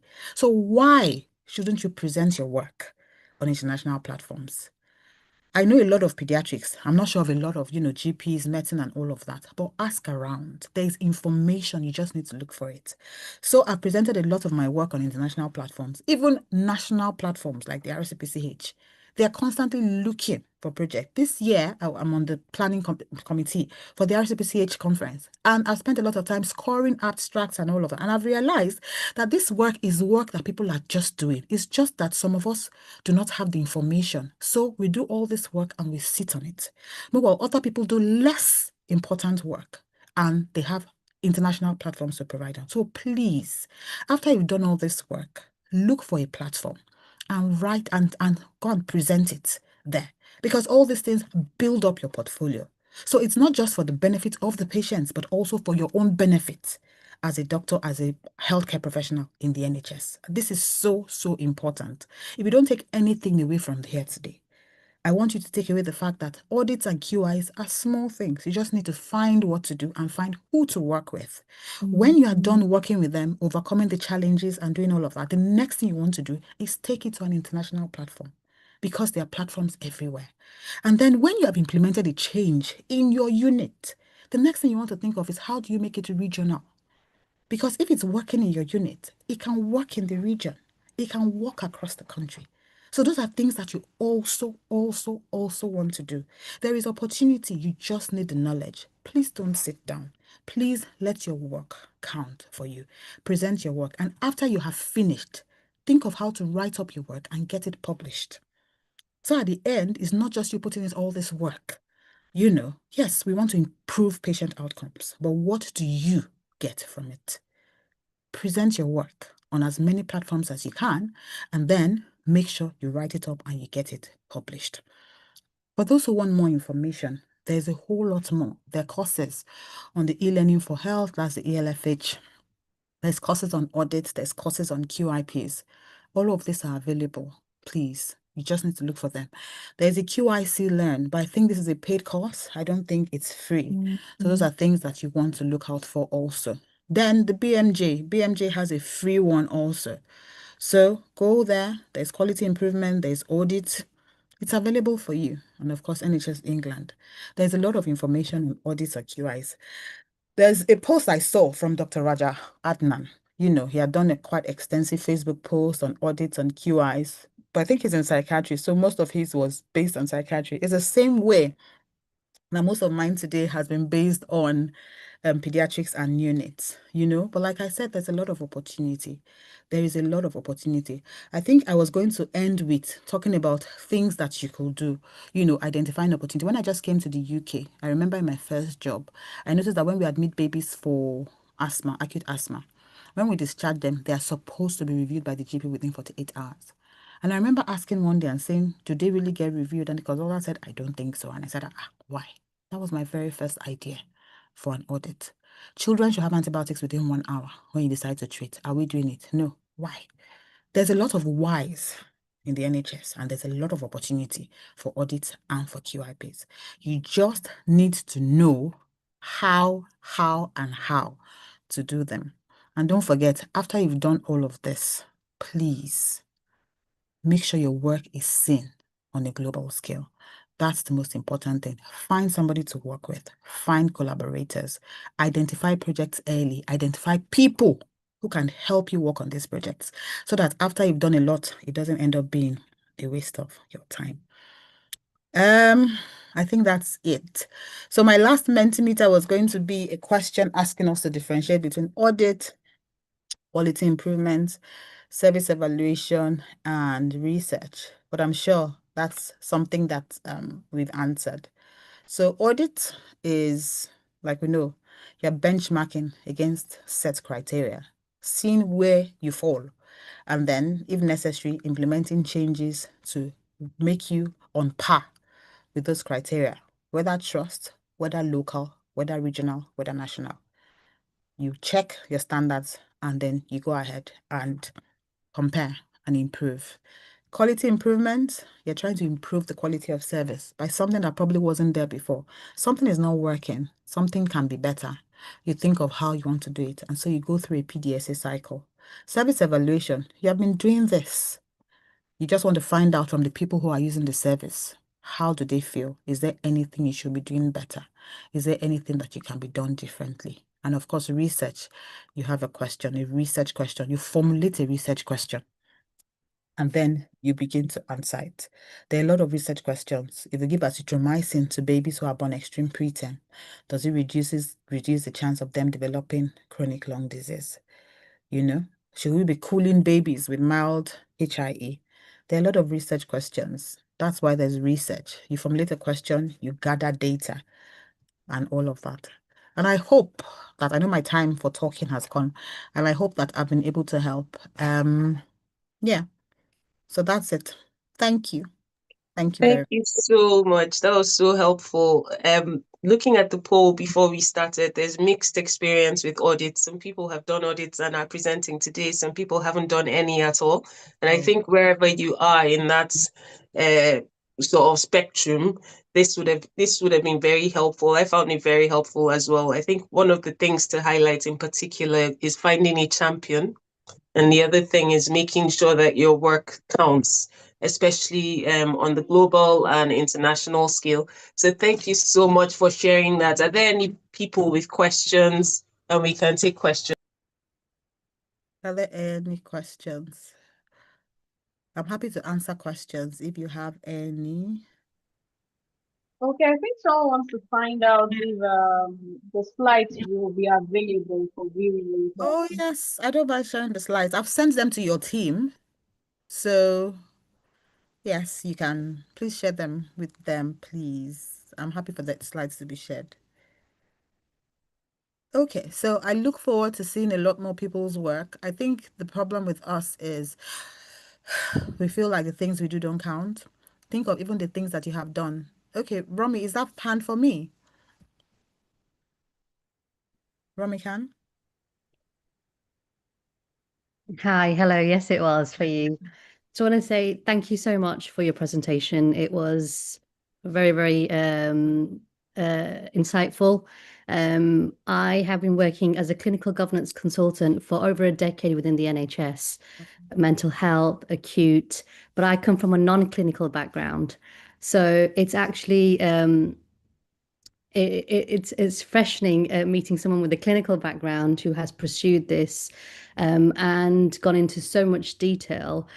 My question to yourself is, do you find resistance from your peers, especially now? I'm not talking about the staff on band 7 or band 6, more so the executive leadership, where let's say a risk has arisen from a project. Now we need to drop an action plan to get this implemented, like you did with neonates, to have the buy-in, because you mentioned champion, and having the internal stakeholders for anything is so important. Do you find the resistance is more from leadership or from maybe someone in your team? I'll be honest and say resistance comes from everywhere. Okay. Honestly, it's everywhere. When it's money, you find out that it's more from high up and you need to find one person. But when it is a change in practice, I find that people are just dinosaurs and they don't want to have to change. Like it's so difficult for them. So what I found most helpful is that one powerful person, one voice that is listened to makes a difference. If you can show that person why, it shouldn't be, but sadly, it's the situation we find ourselves in. So yes, if it's funds and money, it's resistance usually from high up. But when it is a change in practice, sometimes it's just the person who is presenting the idea, who people just feel, no, it shouldn't come from this person. It's a sad truth, but that is what it is. So in instances like that, I've been told hide behind that person. People will listen to them. It's sad, but it's true. And I'm so sorry, but that is what it is. So yes, I found resistance comes from everywhere. You just need to find who can help you overcome that resistance at that point. Yeah. I know, I agree. I think if it comes to practice, it's usually your operational staff ground level. If it's an idea, then yes, definitely find someone that can push your case and hide behind them. I'll give you an example. I recently did an assignment, a contract for a trust in North London, and they wanted to carry out a trust-wide audit project for patient records. Now, they were merging with another trust who had a lot of things electronic, but this particular trust did a lot of things hard copies, And my introduction was that rather than, because everybody has the clinic time, their sort of, staff time, it's just more administration that you're adding on. So my proposal was that, look, rather than have something that they need to manually write, you create a digital link.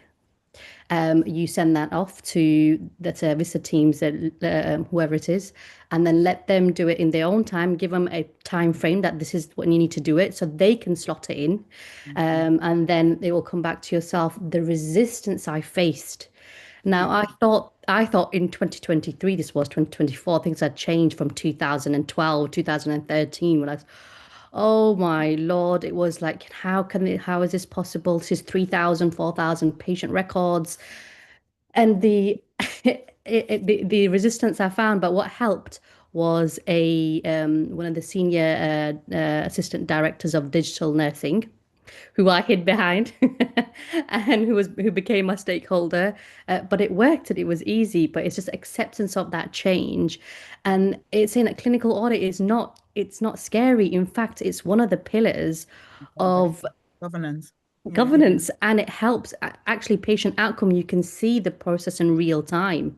But yeah, it was very refreshing listening to you, and appreciate your knowledge and your contribution to this platform, which I don't see a lot of. Thank you. Thank you. Thank you. I think something else I've learned is small changes are easier to accept. So maybe little by little. But yes, there'll always be resistance. But thank you. Thank you so much. Thank you both so much for that. There was just one question from the session, which was about your slides, if they would be available. So I don't know if you're open to that. I've sent them to you, so I'm Okay, fine. so they can send. Thank you so much. I can't thank you enough for taking time today. I know how much you had to move things around to be with us today. Yes. So I don't take it for granted at all. It's really important that we build capacity and we push out the message that we are capable. We just need the capacity. So thank you. Thank you so much for being here. All right. Thank you. Thank you so much. Thank you. And you can follow her on LinkedIn if you'd like to stay in touch, because that's one of the important parts of what we do, is the mentoring and the building the connections and things. All right. No worries. I will. Thank you. Thank Thank you. you. Yeah, bye. Okay, bye.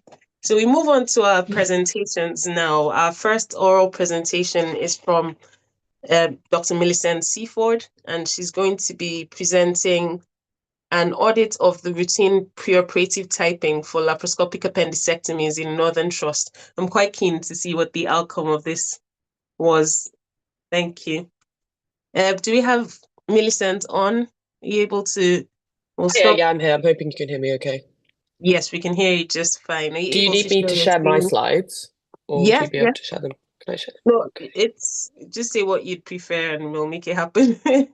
Would you be able to share them? Is that okay? Yeah, that's fine. So Perfect, 2 thank you. seconds. You can introduce yourself while we get it up. Fab, yeah. So yeah, my name's Dr. Millicent Seaford, or more normally known as Millie. I'm currently an FY2 doctor working in the Ulster Hospital in Northern Ireland. This is a project that we completed at the end of my FY1 year, so around sort of August of 2025, and we're currently running the second loop of this audit at present. Okay. Yeah, so the title of our audit, so it's the routine preoperative blood typing for laparoscopic appendicectomy in the Northern Trust. And this is myself and Dr. Tilawani. If you can move on to the next slide, please. So an introduction. So currently our trust guidelines do not advise the routine preoperative group and holds for patients undergoing appendectomies. But in clinical practice, there's been many delays to operations due to incorrect and insufficient blood samples being sent for group and holds, or the difficulty obtaining samples and the slow laboratory processing times.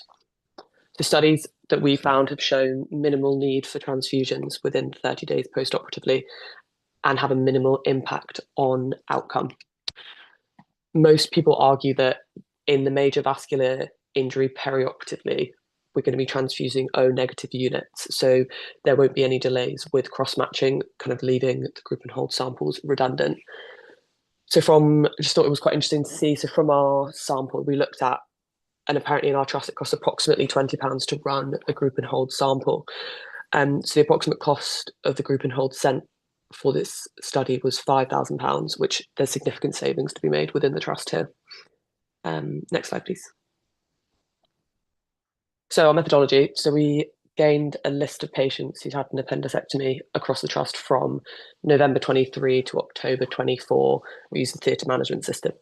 And patients who'd had an appendectomy done as part of another part of a other abdominal surgery, not primarily involving the appendix or cecum, they were excluded.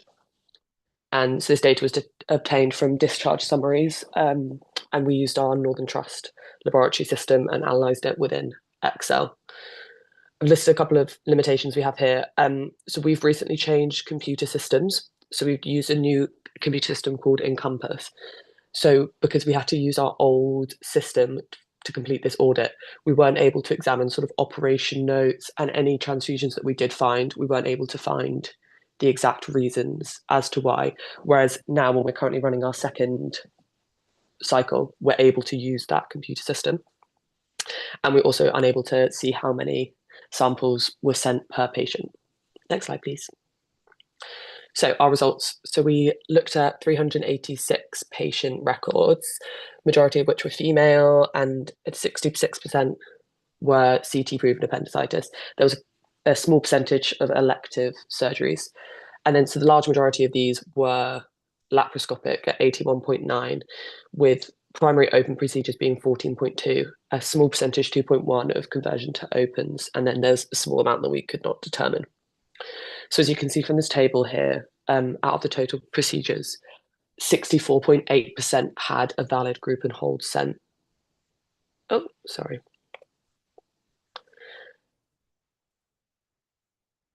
Thank you. And then there was 35.2% remaining did not have a valid group and hold sent. And out of the total 386, there was only 2 patients who received red cell transfusions. This is 0.5%.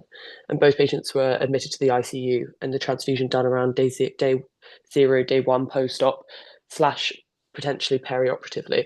But we were unable to identify the reason for the transfusion. Next slide, please.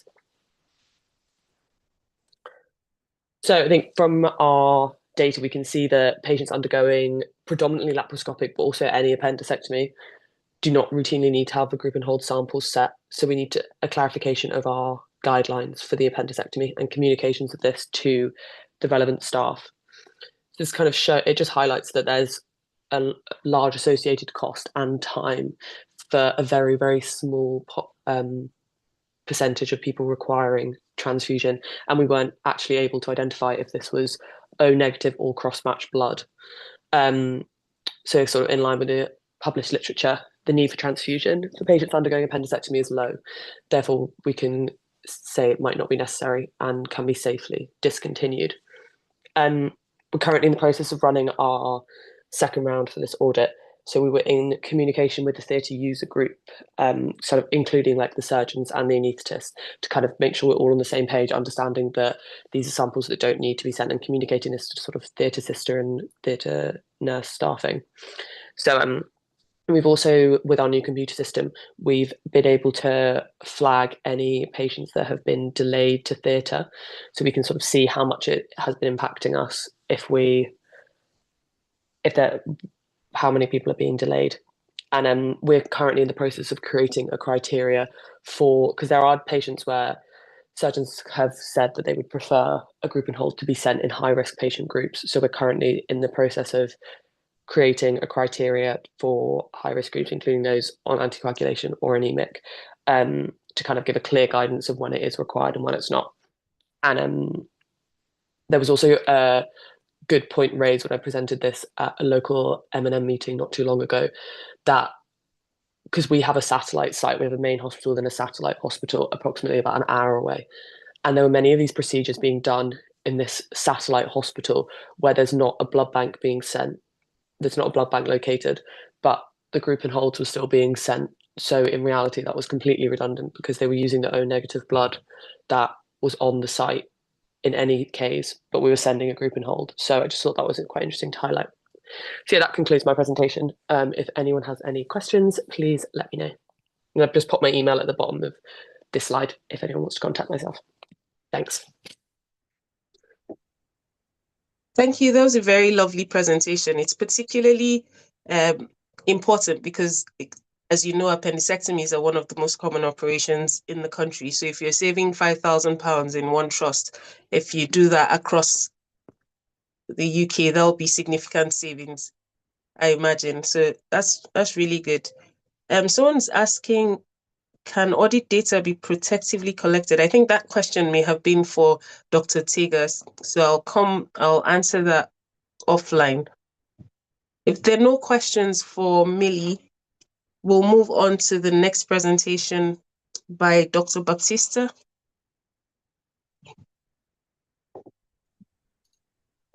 Hi, thank you. Do you mind if I share my own slides? No, not at all. Please go ahead. Thank you. It's just easier so I can click. Okay, are you able to see this? Yes. And hopefully that's now in full screen. It is, yeah. Perfect. Let me just get this out of the way. There we go. Hi, my name is Antonio. I'm a clinical fellow in Dundee in Scotland. Thank you very much for having me today. I'm going to present my work in a very simple quality improvement project regarding surgical FY's knowledge on adrenal incidentalomas. So just a very quick introduction. Like I said, I'm a clinical fellow in general surgery in NHS Tayside. I'm an IMG, like I assume most of us. I'm Portuguese. I've been living in Scotland since July 2022. And I'm very passionate about surgery and medical education. There's a wee picture of our department just there. Apparently we really like to be trained there. It was the top in the UK for 2 years. And why did we think this was an important thing to be done? Adrenal incidentalomas are found in 1 to 5% of every abdominal CTs. As you know, an adrenal incidentaloma is a mass on the adrenals that you find on a CT that was done for something else completely. And we do them a lot in general surgery. And most of the times they're benign and there's nothing that we need to do about them. But about 10 to 15% of them can be hormonally active. And a very, very small percentage, about 2 to 5% in the literature, could even be malignant. I noticed, and we noticed, this wasn't just my project, that throughout our work, these are found a lot. We do a lot of CTs in general surgery, and FY doctors are often the first doctors that see them, but they're, from our experience, unsure what to do. They weren't followed on. There were no bloods or basic investigations that we need to do on these, and I think because most of us think, you know, if they're not big, if they don't look malignant, then it's fine. We don't need to do anything. This is particularly useful for us IMGs. You know, particularly at the beginning of our career, we're in a new trust with new guidelines. We might not be aware of the national guidelines or the local guidelines. So being clear about these pathways, I think, is very, very important. So we saw an opportunity. A simple teaching session could help all of this. It could improve safety, confidence on the doctors, and clarity about what we need to do. So what did we do? Our first step was a baseline assessment, you know, understanding what FY doctors, surgical FY doctors in this case, knew about the management of adrenal incidentalomas. We sent a fairly short questionnaire to all our FYs, anonymous, and then we assessed what was there. So given we understood that there was a big lack of knowledge about this topic, so we decided to do a targeted intervention, in this case, 1 hour teaching session based on the European guidelines by the European Society of Endocrinology, which says exactly what we need to do in these cases. And this teaching, I've shared some of the slides of that teaching just there. We talked about the hormonal workup that needs to be done. We talked about which lesions need to be investigated. We talked about local pathways and protocols at our own trust. We luckily have a specialist nurse in endocrinology that deals with this. We call it the incidentaloma pathway that no one really knows about in the surgical world. So it's, it was very important for us to be aware of this. And then we did a post-teaching evaluation where we repeated the same questionnaire with maybe 1 or 2 questions adapted because it's now post-intervention. And we wanted to see how much knowledge did the FY doctors gained and how confident they felt. And these are the results. These weren't the whole, all the questions that we did in this questionnaire, but most of them are there. And you can see a clear improvement in most things. The clearest one is, understanding that a non-contrast CT is the gold standard to assess these lesions. But also, which bloods to do, who to do them on, were all things that we wanted to investigate. And maybe more importantly for us, who not to refer to general surgery, because we were getting a lot of referrals that weren't really needed to be referred. And as you can see, confidence went up from 1.9 to 4.2 in a 5-point Likert scale, and 100% of our doctors reported an improved clarity in their decision-making.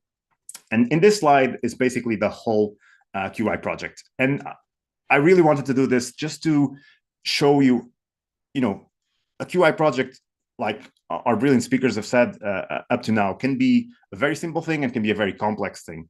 And this just shows it can be really simple and it can implement change if you want to. So why do I think this matters?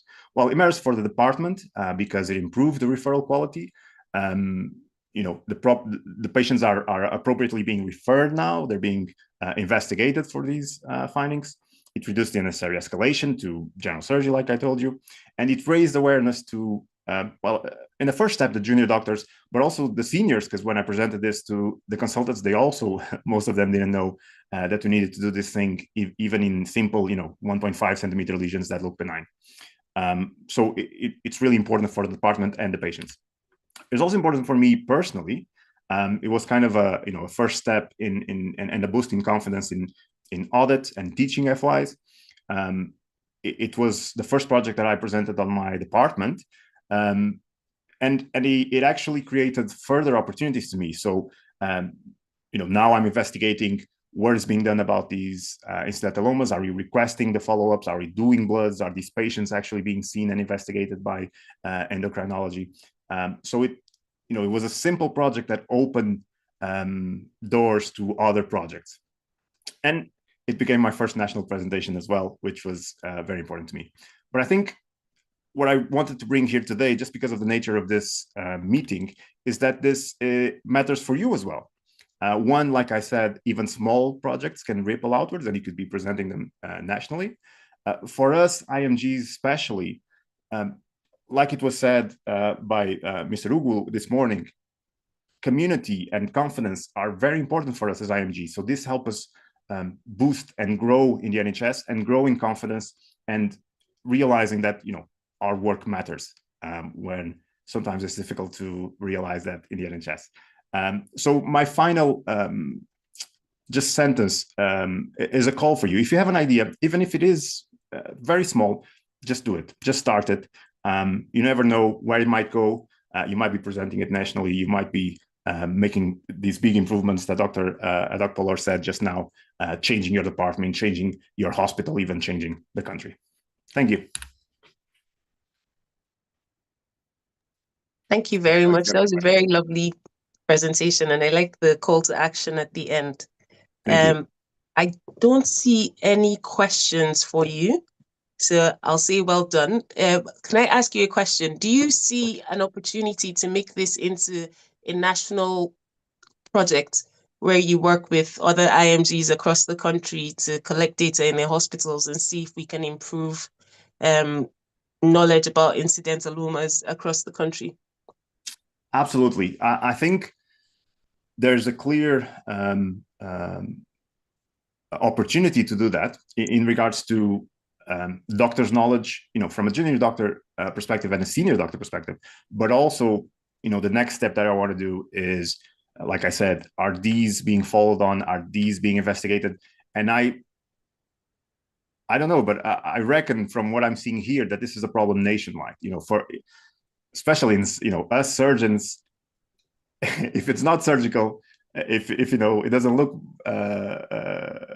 malignancy and we don't need to chop it off, it's not as important in our scale.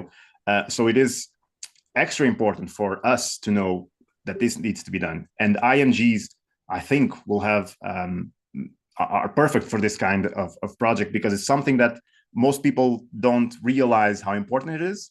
We are often working in smaller hospitals, DGHs, that don't look for this kinds of stuff. So making, having a keen eye and finding these opportunities, I think it's very important for us, and it can help us have a real change in the NHS. Perfect. Thank you so much.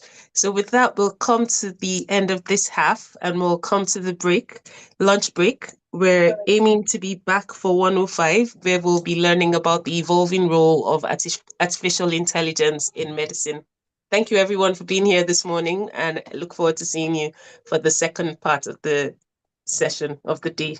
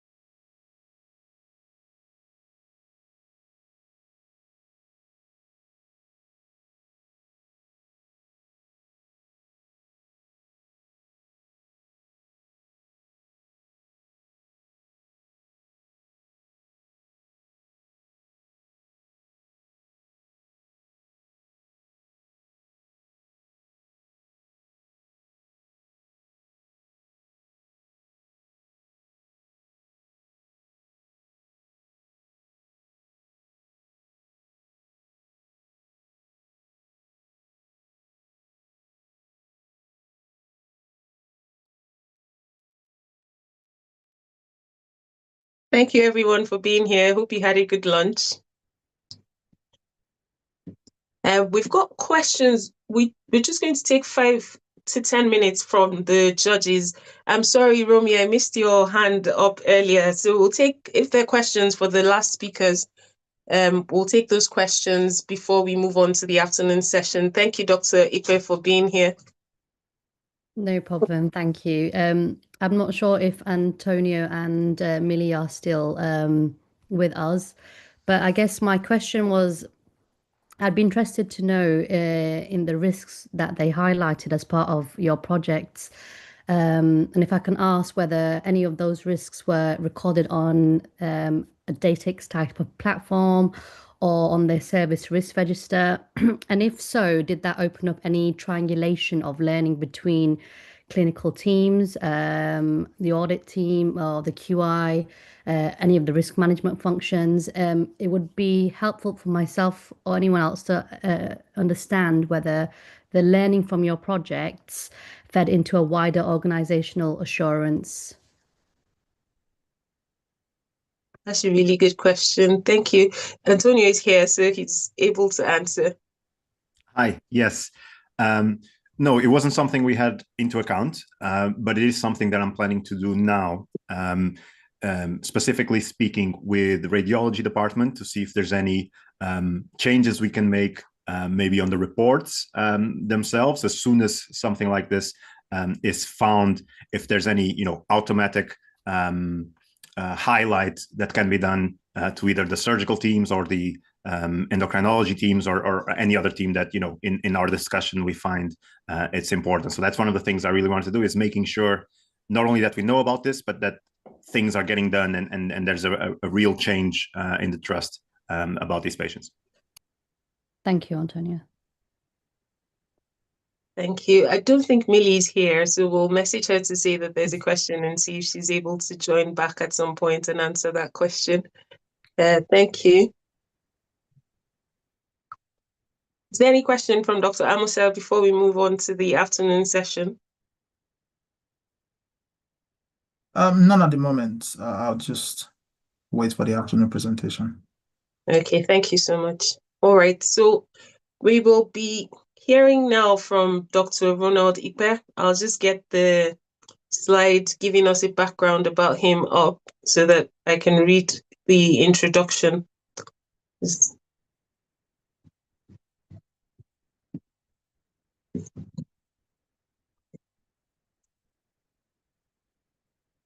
So we've got Dr. Ronald Ipe delivering evolving role of artificial intelligence in medicine. He's a medical doctor and health informatics specialist with expertise in AI, RPA automation, and healthcare transformation. With over 10 years of clinical experience and dual master's degrees in clinical anatomy and health informatics, he has led NHS-wide digital projects, including digital dictation and EPR integration, impacting thousands of staff. He shares insights on AI in healthcare, digital transformation, and career pathways for clinicians through workshops, webinars, and his career-focused podcast, which explores the intersection of health technology and professional development. He's also a co-author of peer-reviewed papers on mobile health and digital solutions for primary care in Africa. Dr. Ipe holds certifications in Prince2, Foundation and Practitioner, AWS Cloud Practitioner, and is a member of the British Computer Society, International Institute of Business Analysis, and Nigerian Medical Association. He is recognized for blending clinical insight with technical expertise to support the safe and effective adoption of digital health solutions. So without further ado, we'll invite Dr. Ipe to share his screen and join us for his session. Good afternoon. Can you hear me? Yes. Awesome. Just give me a second. Let me pull up my screen.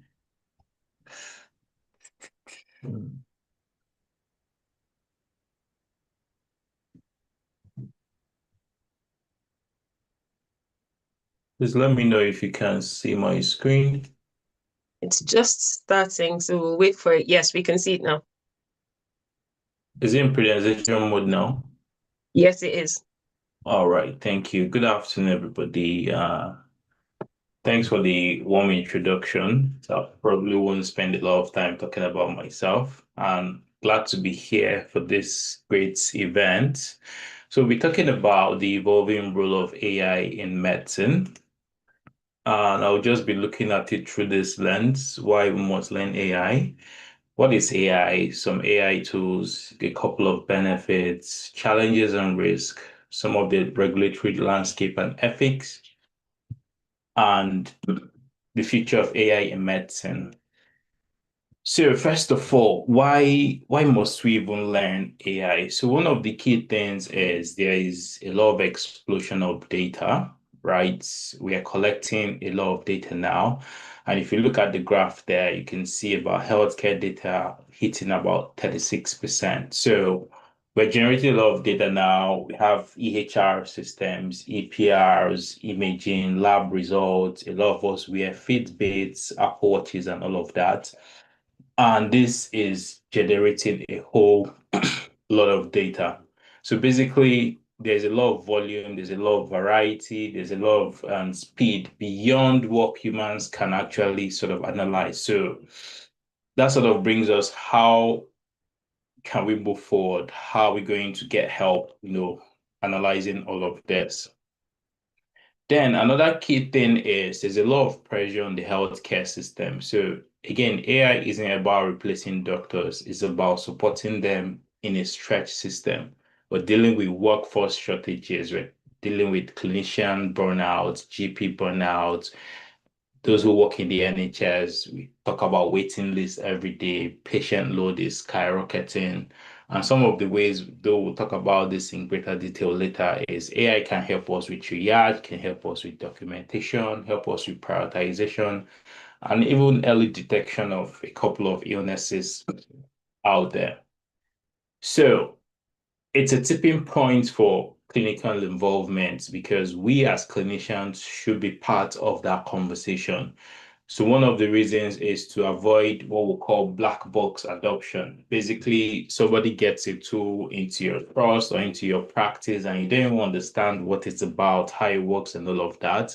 And to also ensure it's very relevant to our workflow, it's fair and it has a lot of clinical validity. So this is why we're advocating doctors, clinicians, healthcare professionals need to understand what this is so that they can be on the table when those decisions are being made. Now, we're not teaching machines to replace us, we're only teaching them to work with us.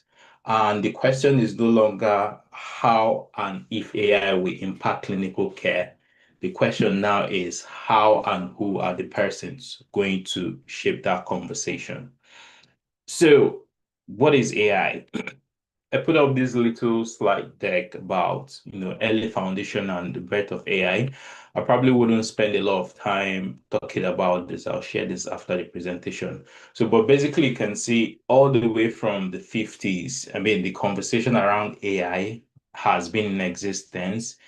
Alan Turing, who sort of, gave us or proponent of AI basically all the way in 1950.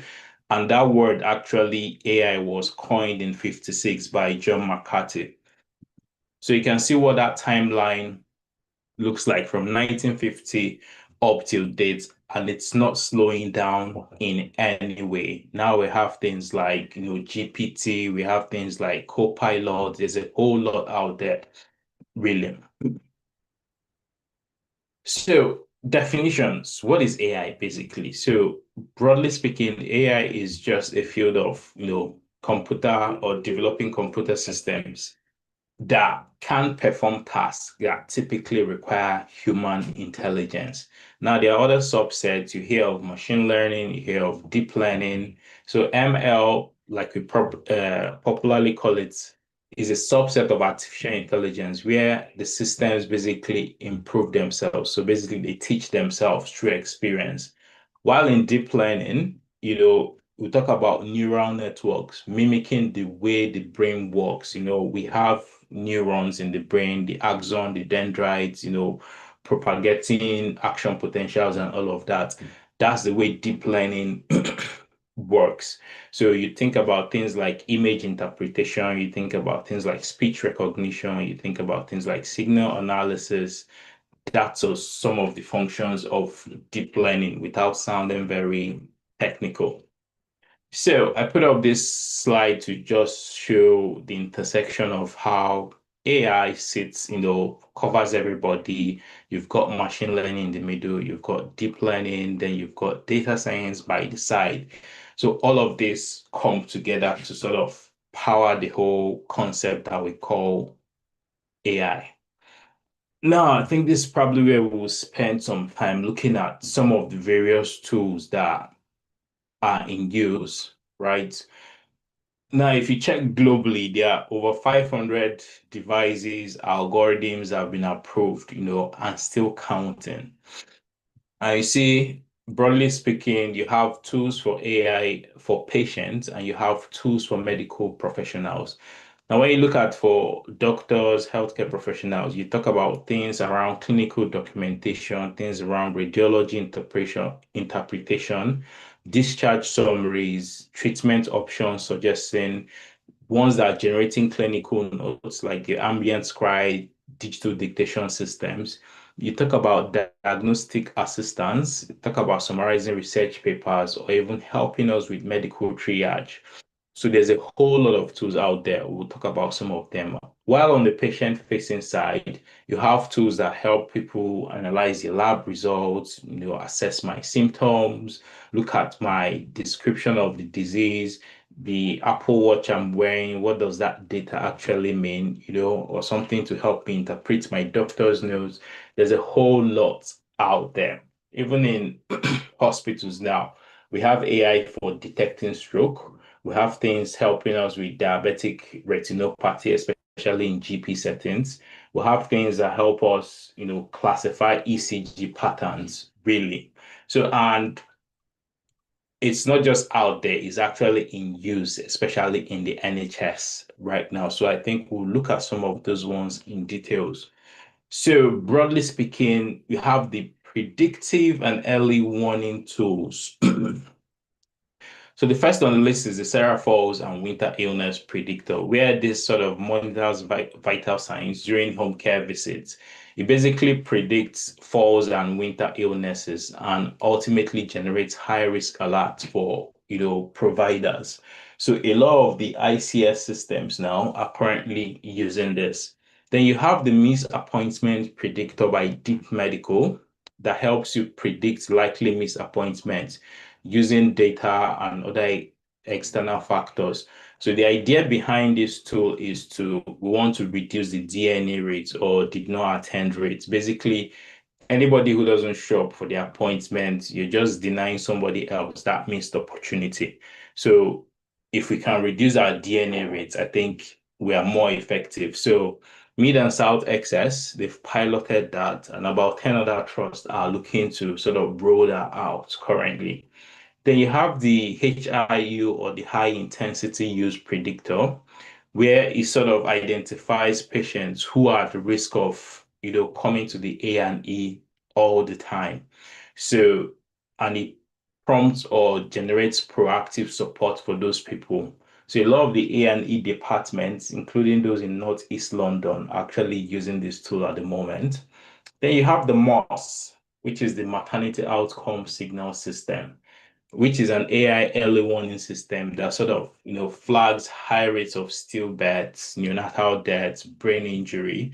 And this is supposed to launch this month across most of the NHS trusts. I'm keeping an eye on that to see how that pans out. So these are all AI tools.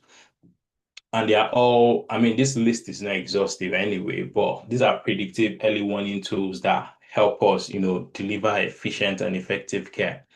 Then let's look at diagnostic and imaging tools.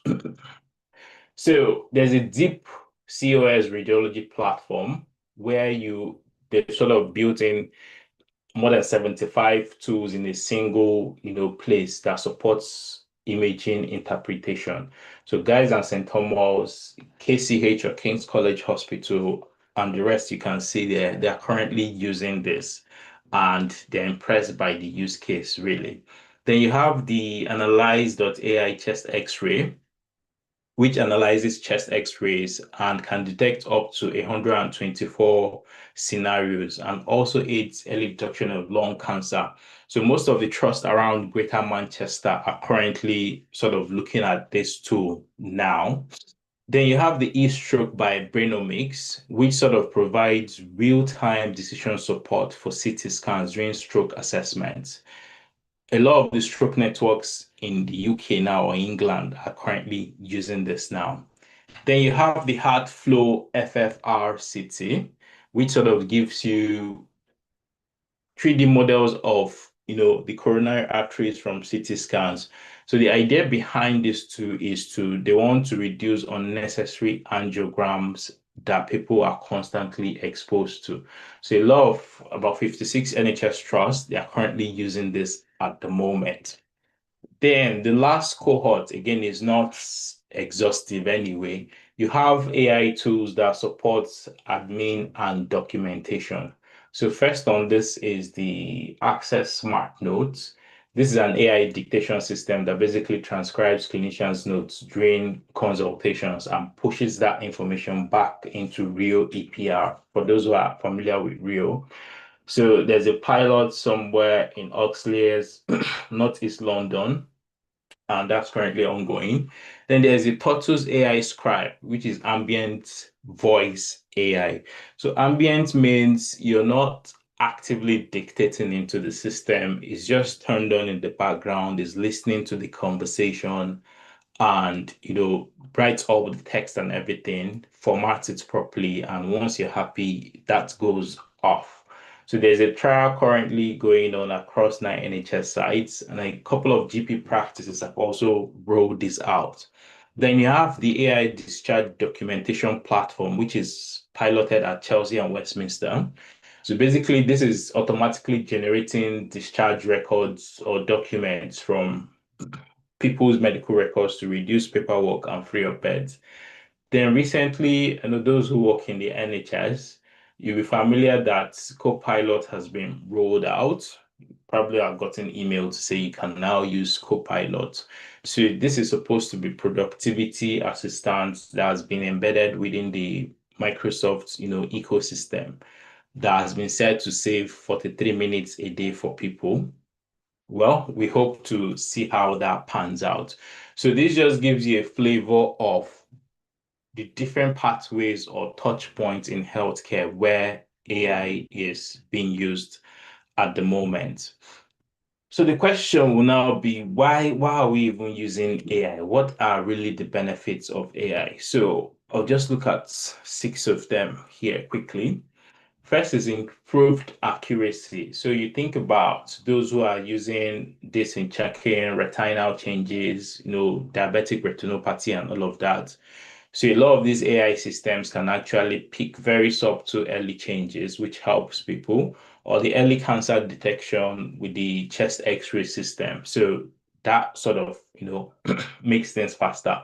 You think about faster workflows. A lot of people now are implementing RPA systems or robotic process automation.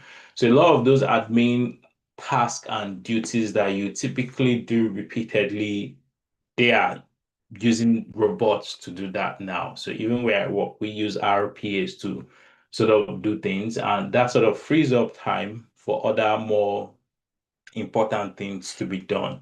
Then you think about personalized care, where this falls into the realm of genomic medicine and all, where we are beginning to look at how can you actually maybe predict individual response to treatment. So you're not treating people with generic medicine, if I could use that word, but treatments tailored, to their body's response and all of that. So that's a benefit. Then you think about enhanced patient safety. Some of these tools, like medication safety tools or alert systems, can sort of flag or tell you maybe there's a drug-drug interaction or there's an allergy this patient has, that medication you're prescribing. So it sort of flags that so that you're able to choose another option or another medication. That's another benefit. Then you think about the ambient scribes that we just mentioned. So, this is the one they've been selling to everybody anyway.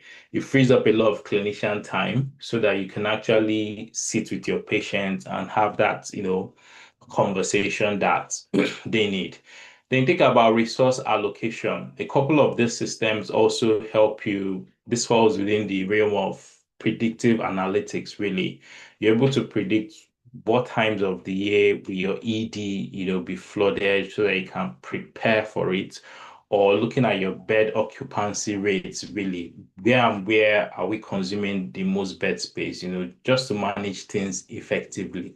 So these are some of the benefits and opportunities that AI presents for us, though this list is not exhaustive.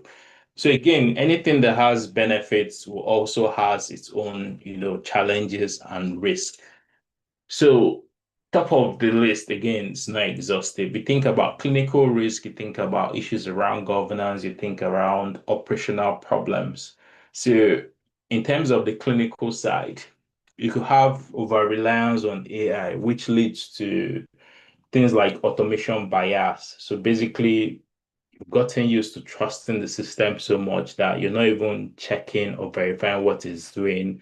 And there's an opportunity for error or patient safety incidents there. Then you talk about misdiagnosis. So this could also happen. Then you talk about data quality issues. So sometimes when you read transcriptions, you see things like milligrams being changed to micrograms or vice versa. So these are data quality, problems. Then you think about the governance. So I think this is a big conversation currently where people are saying the pace of AI development is actually faster than regulation sort of catching up with this. So you're asking what governance frameworks do we have in place just to make sure, things are done properly.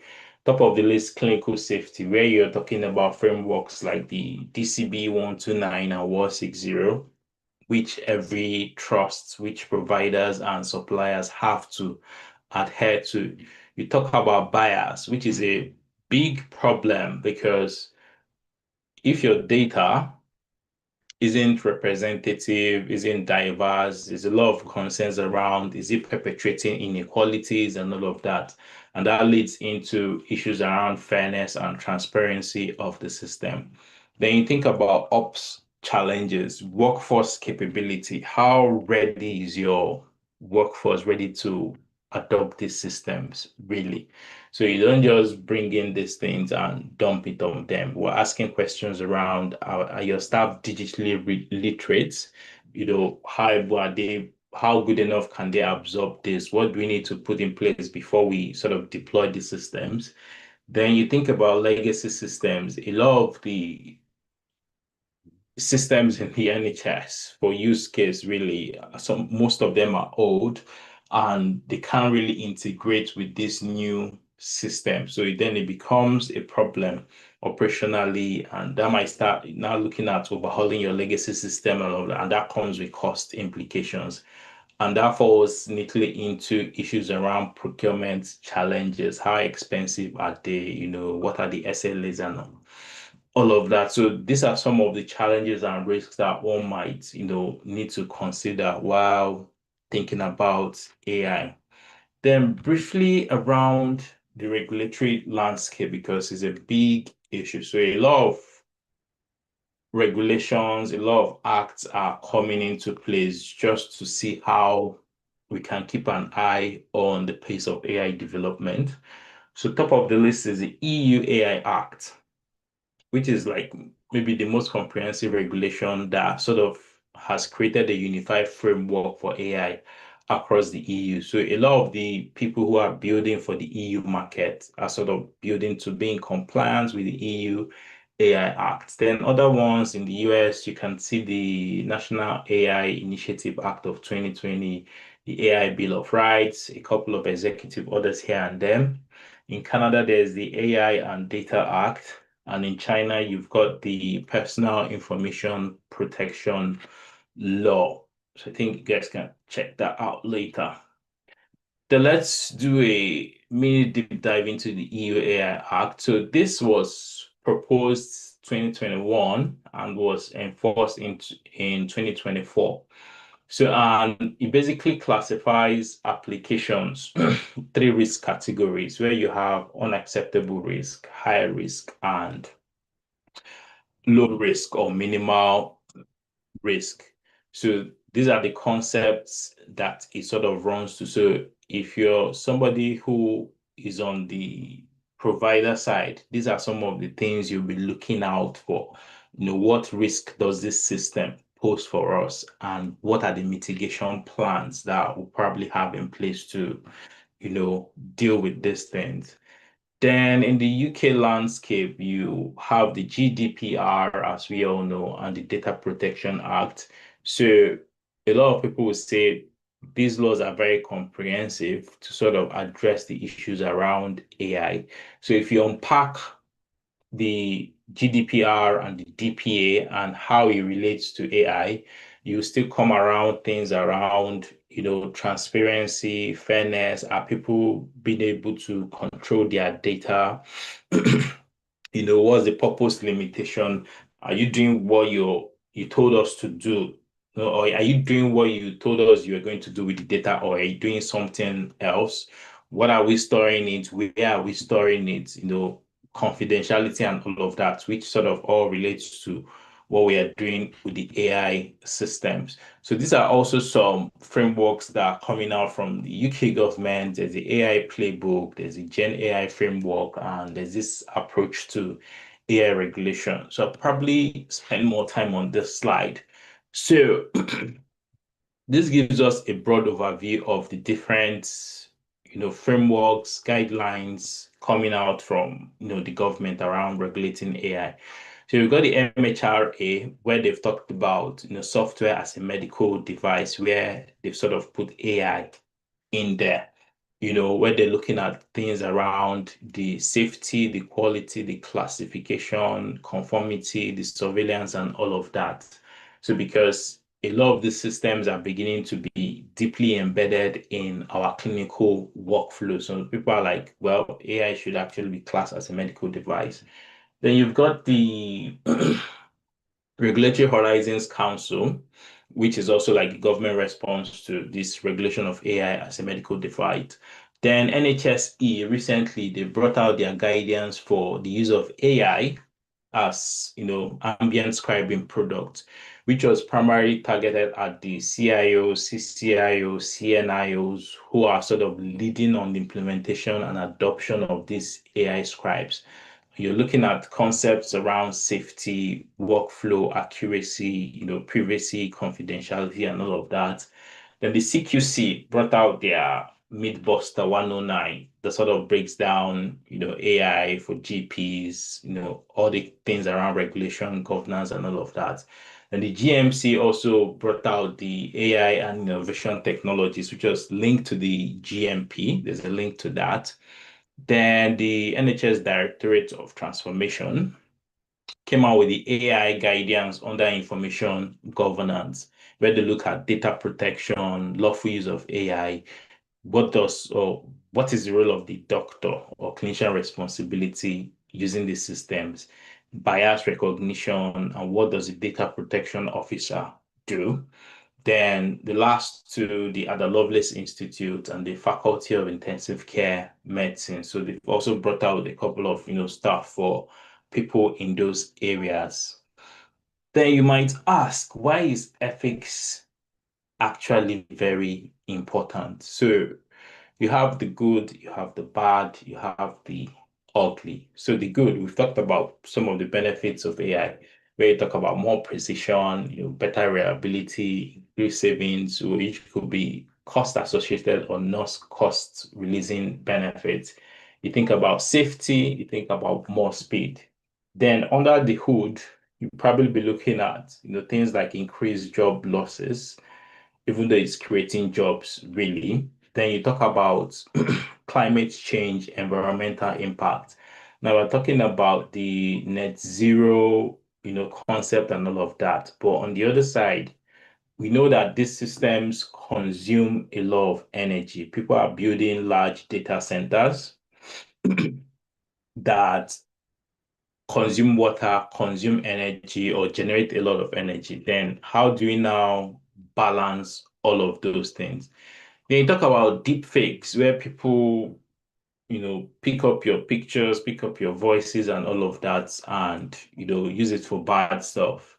Then the ugly, you talk about military use of AI. I'm not sure there's any regulation out there around how the military uses AI. There's a potential for, bioweapon exploitation, and just as some people are mentioning, human extinction when we hit, the age of, super intelligence of this AI system. So again, this is where ethics, comes in to put a rein on what we can do and what we cannot do. I'll probably talk briefly around the key ethical issues around AI. So yes, it's transforming a lot in healthcare, finance, and all of that, but it comes with its own ethical issues. So right on this slide, you talk about bias and fairness, which is a big conversation. It's another topic for its own day. So AI systems can inherit biases present in their training data. So this also brings us back to the concept where they said where you're collecting your data, how you collect your data, the representation, the diversity, and all of that is really important. So the data pipeline process is really important because it wouldn't make sense if you just use, okay, let's say, for example, we're collecting data from a city, let's say 30 years ago, and we're building a system now, and you use the data you collected 30 years ago to train the algorithm. The question now begins, can that data, or is that data truly representative of what we have now in that community? Bearing in mind that people might have moved in or people might have moved out, the demographics has changed, the disease comorbidities have changed. A lot of things would have changed that hasn't been taken into account then. So basically, it will just keep perpetuating whatever that was happening 30 years ago. Then you think about privacy and security, risk, where a lot of these technologies can infringe on, privacy rights. So, and you talk about cyber attacks and all of that, which is really risky. Then accountability and responsibility. So this is a big one, especially for those who are in patient facing care. So again, who is responsible when AI makes errors or harmful decisions? It's very unclear, but we typically say the clinician or healthcare professional is accountable, irrespective of what comes out of the system. Because when something goes wrong, you can't take AI to court. You have the final decision, it sits on your table. So that's another thing worth exploring. We talk about transparency and explainability. This is another concept that people are talking about really because we don't even know how these systems work. We call it black box thinking. So if you ask a lot of people, how does this system actually generate its output and all of that? A lot of people can't even explain it, even those building the systems. So the question now becomes, if I don't know how this system works, why should I trust the system? So there is this trade-off between the highly transparent a system is, the less reliable it is, and the less transparent it is, the more reliable it is, really. So that's another problem you think about. Then we've talked about deepfakes, misinformation and all of that. Then climate change, I've talked briefly about that. Then impact on jobs and the environment.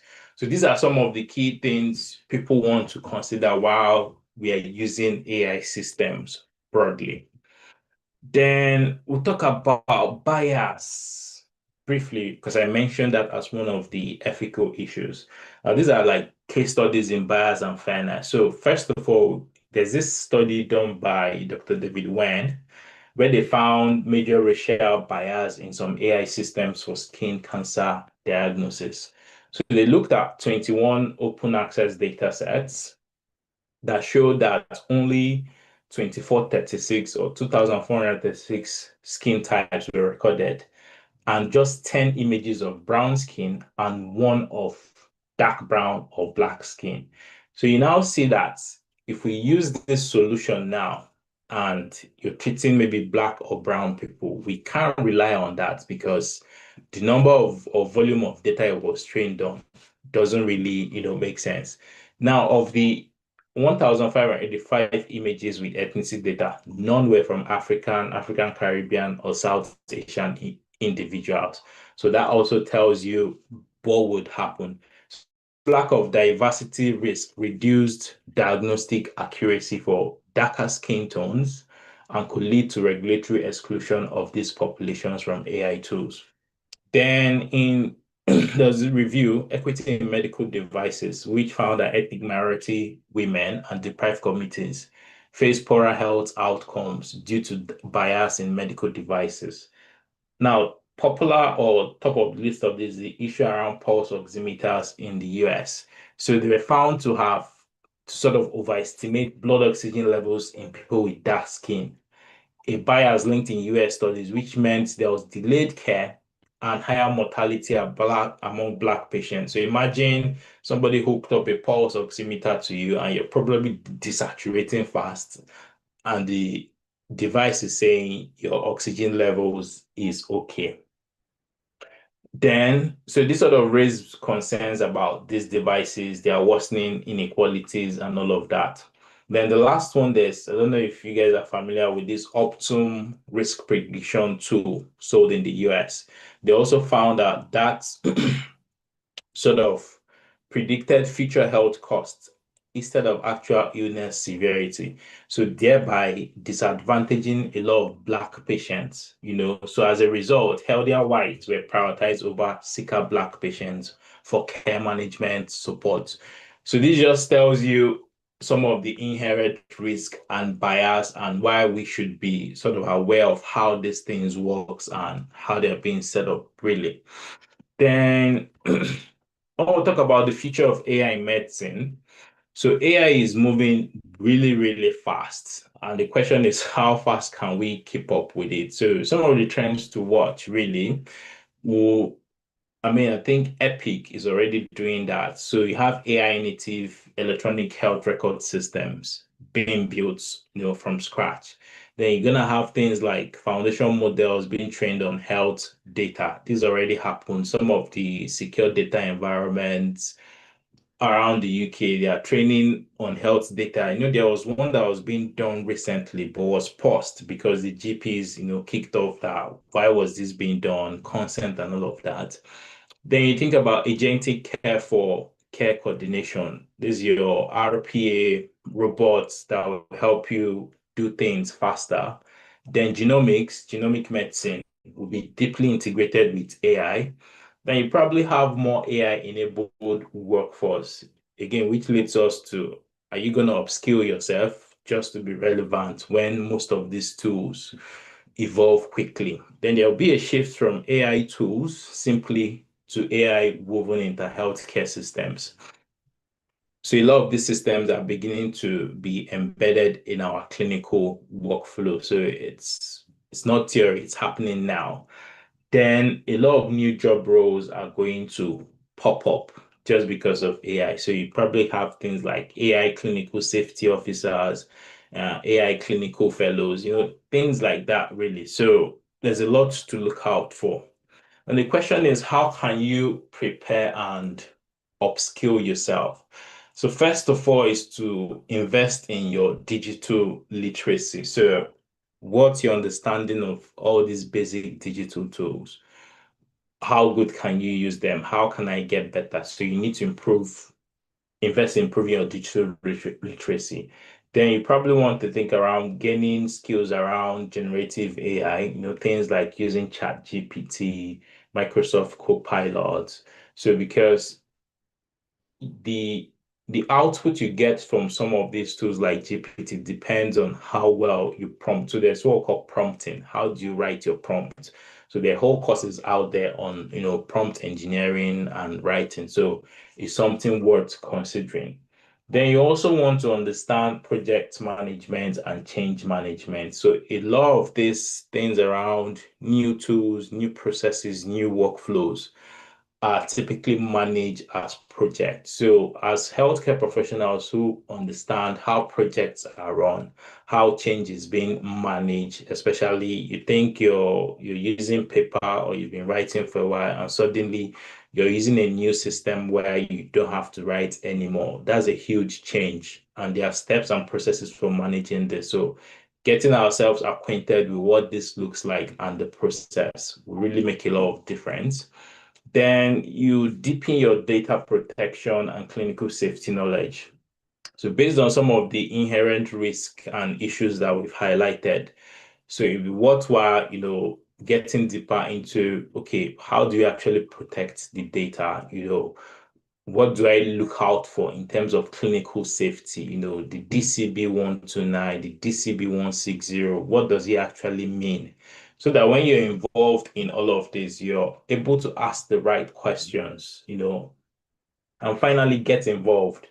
So this is not a time for sitting by the sidelines and just watching what is happening. If you can't get involved, either as a clinical safety officer, either as a digital champion, either as a super user, just find a way to get involved in how these things are deployed, implemented, and set up in your various organizations. So nothing beats, first-hand experience or contact with these tools to gain deeper understanding. So, in conclusion, AI is evolving very rapidly, but the goal remains the same, really. We're looking for better outcomes. We're looking at how can we deliver safer care and probably have a less burdened workforce. Think about burnout. So to get there, we must invest in digital skills, adopt responsible governance, and stay open to new models of care. I remember when people were saying all of this is impossible, but now this is where we are. So the next 5, 10 years will probably define or redefine our workflows, our roles, how we deliver care, and patient expectations. And those who prepare today and upskill themselves will be the ones who shape the healthcare systems of tomorrow. So I've put in a couple of links for further reading if you wanted to check stuff out. And thank you. Happy to take any questions if there are. Thank you so much. That was so insightful. I think I'll start with the questions because I can't see any question in the box for you. My first question is, so I'm a surgical registrar. I'm working in my unit. We're doing things the way we always have. Yep. And in my non-clinical life, I'm using ChatGPT quite regularly, and I'm using it in quality improvement. I'm using it in all kinds of ways. How do I bring that to work? How do I translate my growing expertise in the use of AI to patient care on a day-to-day basis? So thinking about you mentioned you use ChatGPT, right? So basically, outside work, you probably would have gotten better at doing your prompts and all of that. So for instance, now we have Copilot, right? Which is there. So you could also transfer those skills in how you use Copilot. You can even teach people how they can use Copilot and all of that. Then being aware again, because I know a lot of trusts, they look out for, okay, what new thing can we do? I think like recently somebody asking me, oh, we have some budget somewhere. What can we actually do? So you could think of systems like this. Oh, why not? Let's try something like this. It could be a small pilot, really. Oh, we heard they are using one tool in Chelsea and Westminster. Can we do a mini pilot here to see what it looks like? Then if that works out, then the trust can now look at, pushing that out on a massive scale. So that's where your knowledge comes in, really, because a lot of people are not very aware of what's actually happening. People are just drowning in their day-to-day work. I go to work, I'm looking after my patients, there's a lot of admin documentation. For me, somewhere like the way I work is I'm more constantly thinking, is there any way this could actually be better? So sometimes I go out, I meet nurses and I'm looking at what they're doing. I'm like, I think we can actually do this in a different way. We've got a robot somewhere. I think I can look at your workflow and see how to improve this for you. So you don't have to be doing this all the time. So So I think it basically still boils down to being aware, you have a couple of skills and being able to throw those suggestions, then people are able to pick them up and sort of run with it, if that makes sense. Okay. You've got two questions. Thank you. That makes a lot of sense. And I think the lead up to that question is one of the questions that I can see. So thank you for the great session. What are your thoughts about AI jobs advertised for doctors to help train AI tools? Any ethical concerns? Tricky question, right? So a lot of people are asking people to come and help you train their tools and all of that. So I think it still boils down to what are you training the system on? What are you? So again, it boils down to asking those questions. Okay, this tool you're building, what is this tool supposed to be doing in the first place? That's probably what I want to understand. So for instance, I know these guys at Intron Health, they've been building speech recognition systems for Africans and all of that. So and they were looking for people to come and help train their system. So the idea was, okay, we really don't have a large repository of African voices because, again, most of these tools, they struggle with accents, especially around. So if I saw a tool that was doing something like that, oh, just come and sit down, read this text in your accent. We need to train our systems on multiple accents around, African continent and all of that. Then I don't have an issue with that. I'm happy to, volunteer my time and whatever. So it still boils down to understanding what's the use case for that tool. Then that will now tell you, oh, is this something I should worry about or I shouldn't worry about, really? Okay. Thank you. Romy has her hand up. So Romy, please, if you can come on screen with your question.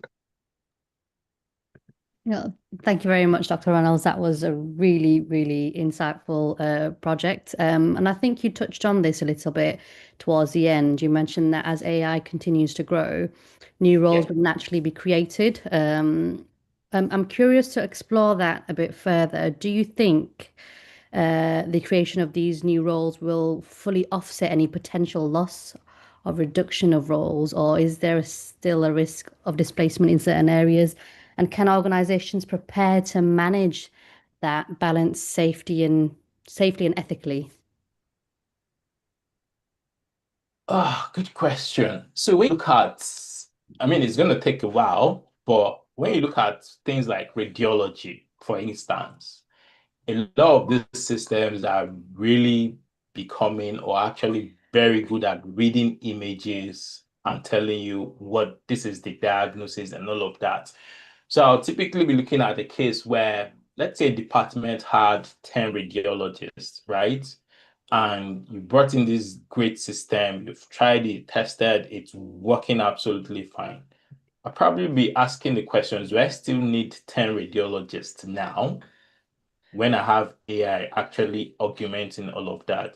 We could start looking at, okay, probably we could do with 5, and 5 will probably go because we have an AI system that actually reads these images quickly. So it's probably a question of those remaining 5 people quickly skimming through because, it's doing a lot of that groundwork for us. And definitely that shift will be there. So again, it still becomes how do you upskill and stay relevant?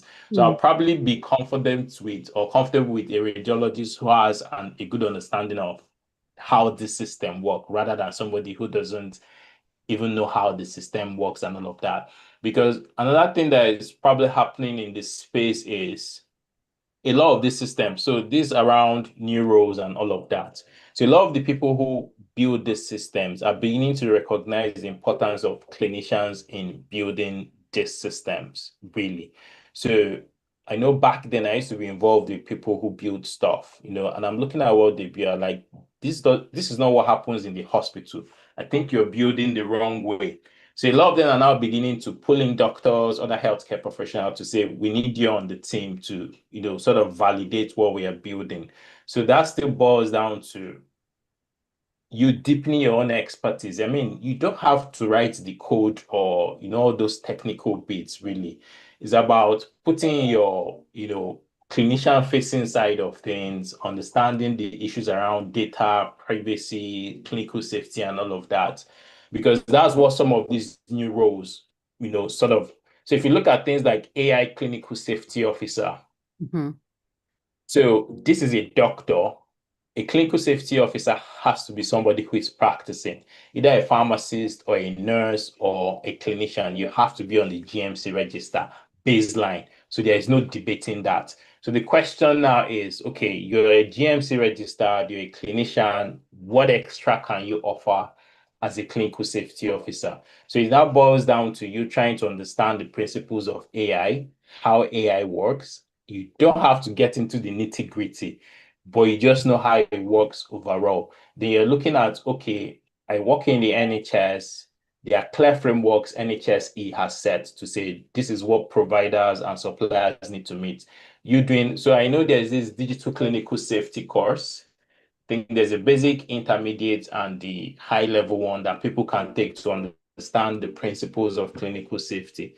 And with that, you're good to go. So you're just asking all the hard questions, especially, and the providers have to answer there. So, and you just document and you move on. So that shift is coming, but we just need to be prepared, really. Thank you very much. Thank you for the question, Rumi, and thank you for the answer, Ronald. I think there's one question about you being okay with your slides being shared. Yeah, I'll probably send it after this to you. You can give it to her. Yeah. Perfect. Thank you so much. I think the last question, as a follow-up to the question about the AI tools and ethical concerns, if I'm wanting to get involved with the ethics side of AI in my trusts, so I imagine as myself, as a general surgery trainee, I don't imagine that any of my bosses are interested in the ethics of AI. So I'm not going to immediately have people in my environment that are going to be championing this topic or pushing it. How do I find people? How do I network? How do I move so that I make sure that I'm connecting to people who are at the forefront of this transition into the use of AI because I mean, none of the apps on all the 3 different ways we're using AI in NHS have I ever heard of or been involved in using. So how do I connect into that system if I'm interested in something like that? So first of all, if you dig deep for those who are in the NHS anyway, there's always one project happening somewhere or the other. It's just that people are not probably paying a lot of attention and all of that. Oh, there's one pilot we're doing in dermatology or cardiology. There's always something happening in terms of digital or AI related to or whatever. So I think first is to find out what's actually happening in your trust. Then the next question is you now ask, how can I be a part of this? Even as a user or a super user or as a digital champion, I just want to get involved with this process. And it will surprise you that a lot of the project teams are constantly looking for clinicians. Even myself, I'm constantly looking for doctors. Please, I need somebody to be on this call, even if it's for 30 minutes a week. We just need to hear from a doctor because you guys are the ones on the floor. So by the time you now start attending those meetings and stuff, you begin to understand what's really going on. Now, thinking of the ethics side, it's a big conversation. So I'll probably be saying you might want to take a couple of courses around AI ethics and all of that. Then during the conversations, you're asking the questions from the ethical standpoint. Because sometimes you see that there's a lot people don't think about doing most of these projects we do, especially the ethics side. So you're not asking the question. I think there's one of my guys now, he's like the ethics lead in some of the Akini because he's done the certification. So he volunteered himself. It's like everything you are doing, I'm happy to join you guys. So he's now the one asking all the hard questions around, ethical standpoint and all of that. Really, I think that is really the way, like the easiest way to sort of move into that. Then even on LinkedIn, there are a lot of people who are moving into AI governance space now because it's becoming a key area. So those people, if you just type AI governance, you see a lot of them on LinkedIn. Then you could connect with them, ask questions, see what's happening, best practice, what course can I take, and all of that. So I think that should help really. But it still boils down to getting involved. If you don't get involved, we can't even go beyond where we are at the moment. Perfect. That's super helpful. Thank you so, so much. That was an amazing session, very insightful, a lot to learn and a lot to think about for the future. Thank you very much. I don't see any more questions. So we'll say thank you and we hope you enjoy the rest of your weekend. Thank you. So our next session is going to be an oral presentation from Dr. Shelley Gabriels, and she's going to be presenting improving the initial management of acute urinary retention. Dr. Gabriels, are you on? Have you got your presentation? I'm here. If you could share the presentation, that would be appreciated. Thank you. Okay, perfect. We'll get that sorted in a minute.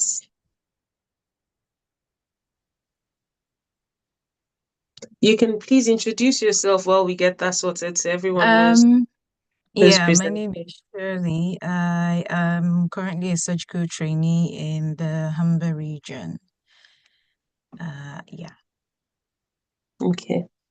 Just 2 seconds. Sorry, this is being tricky. No worries.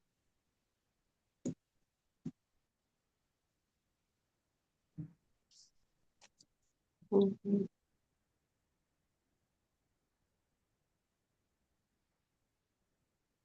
There it is.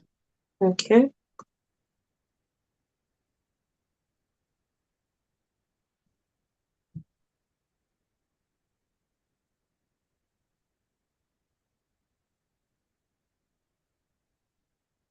Right. So,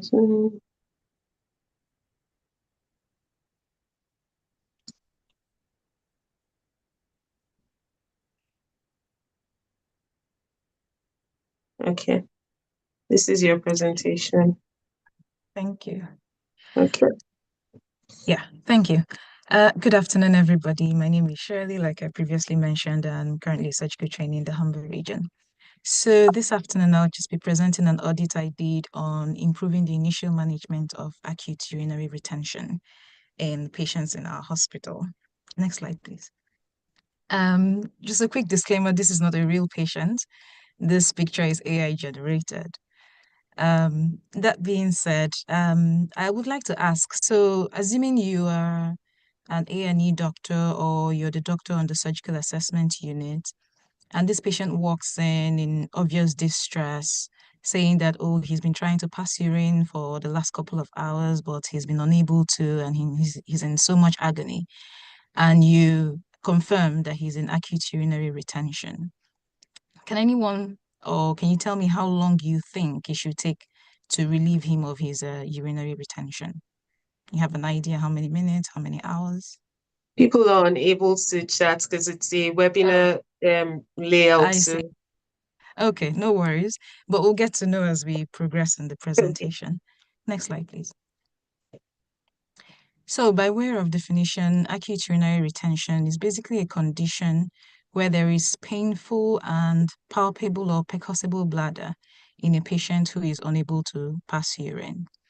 It is considered an extreme form of lower urinary tract symptom and is the most common urological emergency, accounting for more than 30,000 hospital attendances every year in the UK, and is also a male-dominated condition. According to NICE guidelines, they do recommend that for patients in acute urinary retention, that they have immediate bladder decompression by catheterization. Now, they haven't qualified what they mean by immediate in terms of duration, but looking at so many peer-reviewed literature and journals on this subject, they do recommend that bladder catheterization should not exceed 30 minutes. Well, time to bladder catheterization should not exceed 30 minutes from the time of presentation. So we have used 30 minutes in this audit as a benchmark. NICE also, sorry, Previous slide, please. Thank you. The NICE guidelines also recommend that these patients have a structured initial assessment. So they should have examination of their abdomen, the external genitalia. They should have a digital rectal exam, urinalysis, and renal function test also as part of their workup. So based on this, the audit was aimed at evaluating the timeliness of catheterization in these patients, and secondly, to assess the compliance with NICE recommendations for the initial assessment of these patients. Next slide, please. Next slide, please. Yeah, thank you. So we conducted a retrospective audit over a 2-month period at our hospital and collected data on demographics, time of presentation, time of catheterization to enable us work out how long it took for them to be catheterized, and also took data on the clinical assessment done for these patients. Next slide. Thank you. So total number of patients that we finally had were 37, and of these, 95% of them were male as expected. For the time to catheterization, sorry, still the previous slide. Yeah, no, the results, please. Yeah, thank you. Regarding the time to catheterization, a challenge that we found during the audit was documentation. Most of them did not have the time of catheterization documented, so it was difficult for us to work out how long it took from presentation to catheterization. For those who had the time of catheterization documented, we found that 11% of them were within the recommended 30 minutes to bladder decompression. 8% had the retention relieved after 30 minutes, but within an hour. 5 minutes had that done after 90 minutes, but within 2 hours, and another 5 minutes more than 2 hours from presentation. What we found was that the fastest time for the patients to be relieved of their retention was 9 minutes, and the longest time was 155 minutes. In terms of the initial assessment, for the abdominal exam, we found only 14 out of the 37 patients, which is equal to 38%, had the abdominal exam done. 13 of them had digital rectal examination done. Only 1 of them had the external genitalia examination done. So we have said here 36 is not documented. And I mean, because if you're going to put in a catheter, you'll have to go through the external genitalia. So we've just put it here as not documented. For the relevant blood tests, 28 of them, which is equal to 76%, had the relevant blood tests done. And we found the reverse to be the case with urinalysis, where 76% did not have a urinalysis done. Now, for the bladder scan, we found that most of the patients, that was 92% of them, had bladder scan done, even though the NICE guidelines did not put a bladder scan as part of the initial assessment. But they only advised that it could be done if there is diagnostic uncertainty. So this was one of the reasons we thought could have contributed to the delay in catheterization, because they were something you already confirmed clinically. There was no need like going ahead to do a bladder scan except you were not sure. So in conclusion, one of the major challenges we faced here was that of documentation, especially for the time of catheterization. But in spite of that, the results show that there were significant delays with relief of acute urinary retention, and also poor compliance with the initial assessment for these patients as recommended by NICE guidelines. So following the audit, we put in place some key improvement actions. We started by updating the local acute urinary retention pathway to reflect the NICE guidelines, and also put up posters of the results of the audit, as well as posters of this updated pathway in strategic locations in the hospital. Also deliver targeted teaching to the resident doctors about the initial management of the acute urinary retention. And at the moment, we're currently in the process of re-auditing and assessing the effect of our improvement actions. Thank you. Thank you very much for that presentation. Well done on performing the audit. I'm just going to look and see if there are any questions for you. Okay. No, I can't see any questions at the moment. Don't know if the judges have questions. Yes, one of the judges has got a question. Please come on screen, Dr. Amusa. Thank you. Yeah, thank you very much for your presentation, Dr. Shirley. It's Thank you. not much of a question, more of a comment. Okay. Thank you for your work and thank you for the exercise that you undertook to do this QIP. I should say that in your presentation, I would have preferred if you had more information. I did not know if you had like maybe limitation on slides number, but if you had, I understand that you said a lot of things that you did about, spreading, about sharing the work that you did, but it would have been beautiful to see how you had some of those posters online, what aim, Okay. what methodology you used when you're trying to achieve these improvements, what actions you took, how you measured them, and what I think you did something about teaching people about documentation, talking about stressing all of those things. So how you went about the QI project itself as opposed to just the problem statement and the results, because that was what you showed in your slides. So yeah, for a presentation, it would be good to see, some of the structure and what the plan was. If you were around when Dr. Tega did the QI presentation this morning, she went into detail about how to use like different tools, different model for improvement, PDSA cycles, lean, some of those things. So trying to use all of those methodologies in your presentation would be brilliant to see. Okay. But thank you for a job well done. All right. Thank you.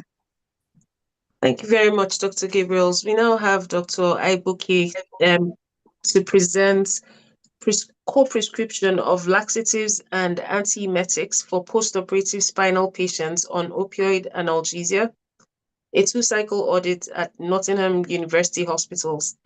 Dr. Aibuki, if you're here, please come on screen and you can let us know if you want to share your presentation yourself or if you'd like us to do that for you.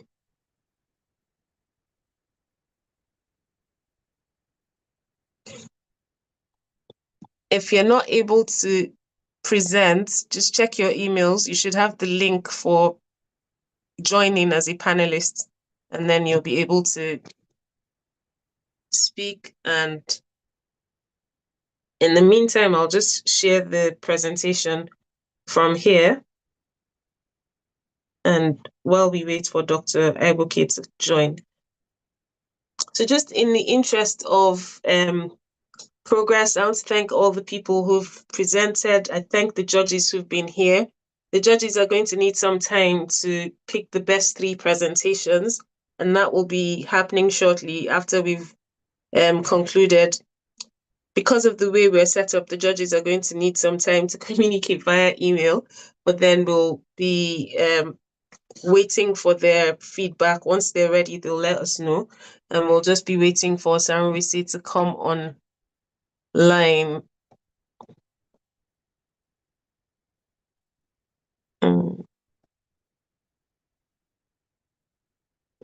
Okay, I think we're making some progress. They've moved from the attendees list, so hopefully you'll be joining shortly. Unfortunately, I can't give this presentation on their behalf, so we'll just have to be a bit patient. Apologies for any inconvenience this is causing to anyone.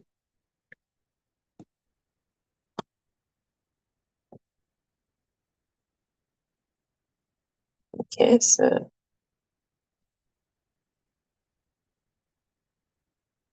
okay. You're rejoining the webinar as a panelist just now. I've done that. Perfect, wonderful.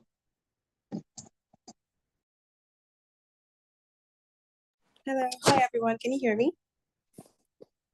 Yes, we can hear you. I've set up your presentation already, so will we just go with that and it'll save transition time? Is that okay for you? Yeah, that's completely fine. I don't know if you can see me as well.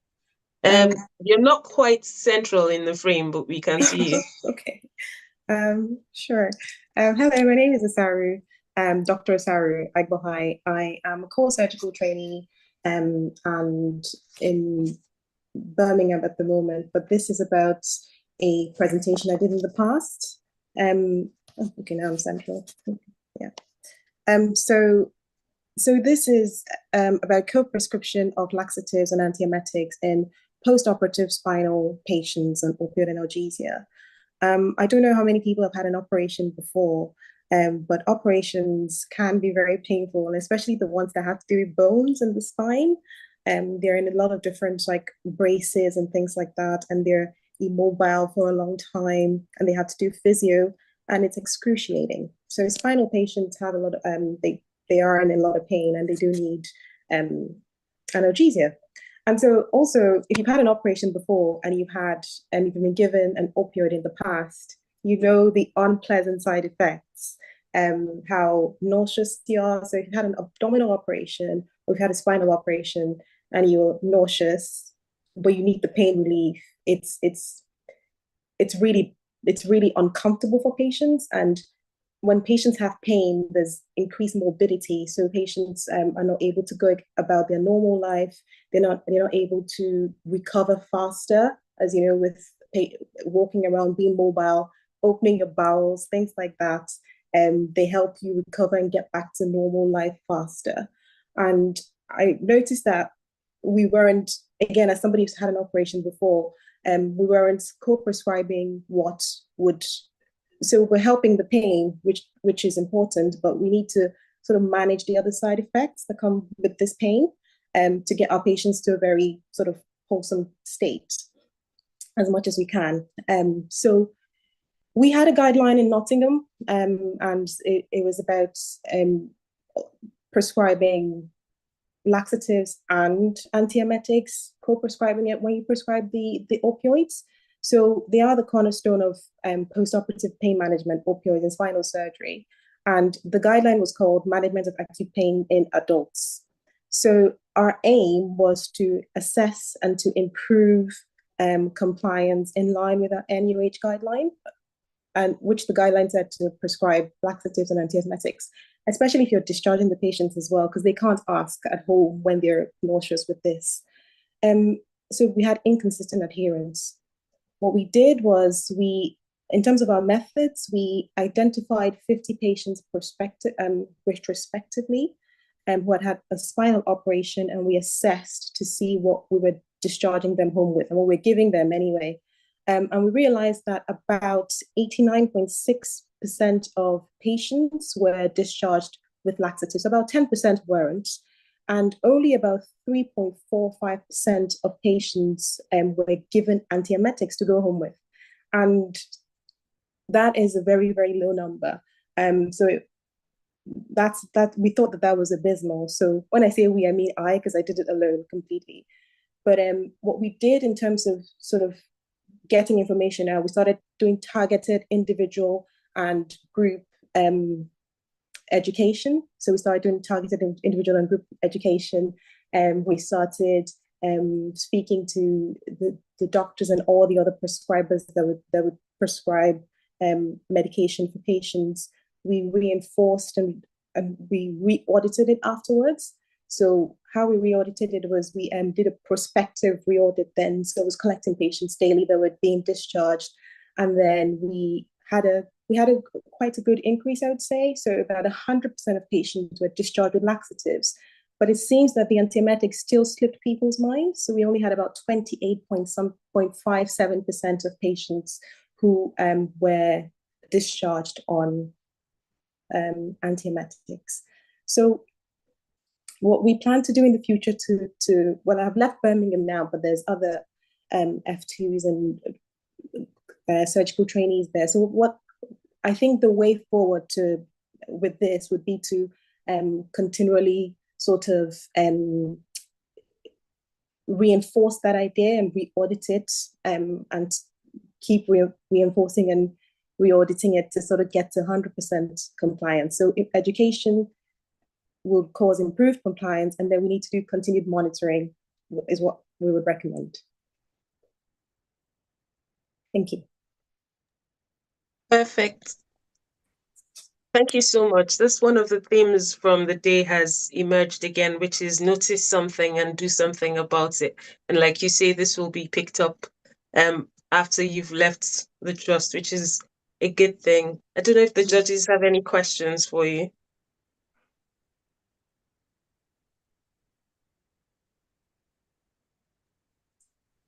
Okay, I can't see any questions in the chat box. So I'll just go back and tell us a little bit about our judges. Let me just see if there's any question I'm missing. No, there Sorry, I'll isn't. just through that really quickly. I was thinking I've got 10 minutes and No, that's fine. I think you're fine. You've covered all the things you wanted to say, yeah? Because you've still got a minute if there's anything that is pressing you want to share. no, nothing. Okay, perfect. Well done. So I'll just share about our judges. We've got 2 judges with us today. Dr. Tolulope Amusa is a medical doctor, health operations and quality improvement specialist with nearly a decade of experience transforming healthcare systems in the UK and Nigeria. He combines a background in clinical medicine, healthcare operational management, and entrepreneurship with a passion for technology-driven health system improvement. He completed his medical training at Lagos State University College of Medicine, Nigeria, and his postgraduate studies in healthcare operational management at University of Warwick as a fully funded Chevening scholar. His career spans clinical practice, research, and quality improvement roles across both private and public sectors, including the Health Service Commission in Lagos and the NHS in the United Kingdom. He has also trained as a venture fellow in the Newton Venture Programme, a joint initiative by London Business School and Local Globe VC, building on his experience as a small business entrepreneur and his interest in supporting healthcare technology startups in Africa. Tolulope currently serves as a quality improvement lead at one of the largest NHS trusts, working at the intersection of healthcare quality improvement, digital transformation, staff capability building, and cost improvement programs. He has successfully led complex multi-organizational initiatives, including the Days Kept Away from Home program, which supported the safe discharge of thousands of elderly patients while saving the NHS millions of pounds.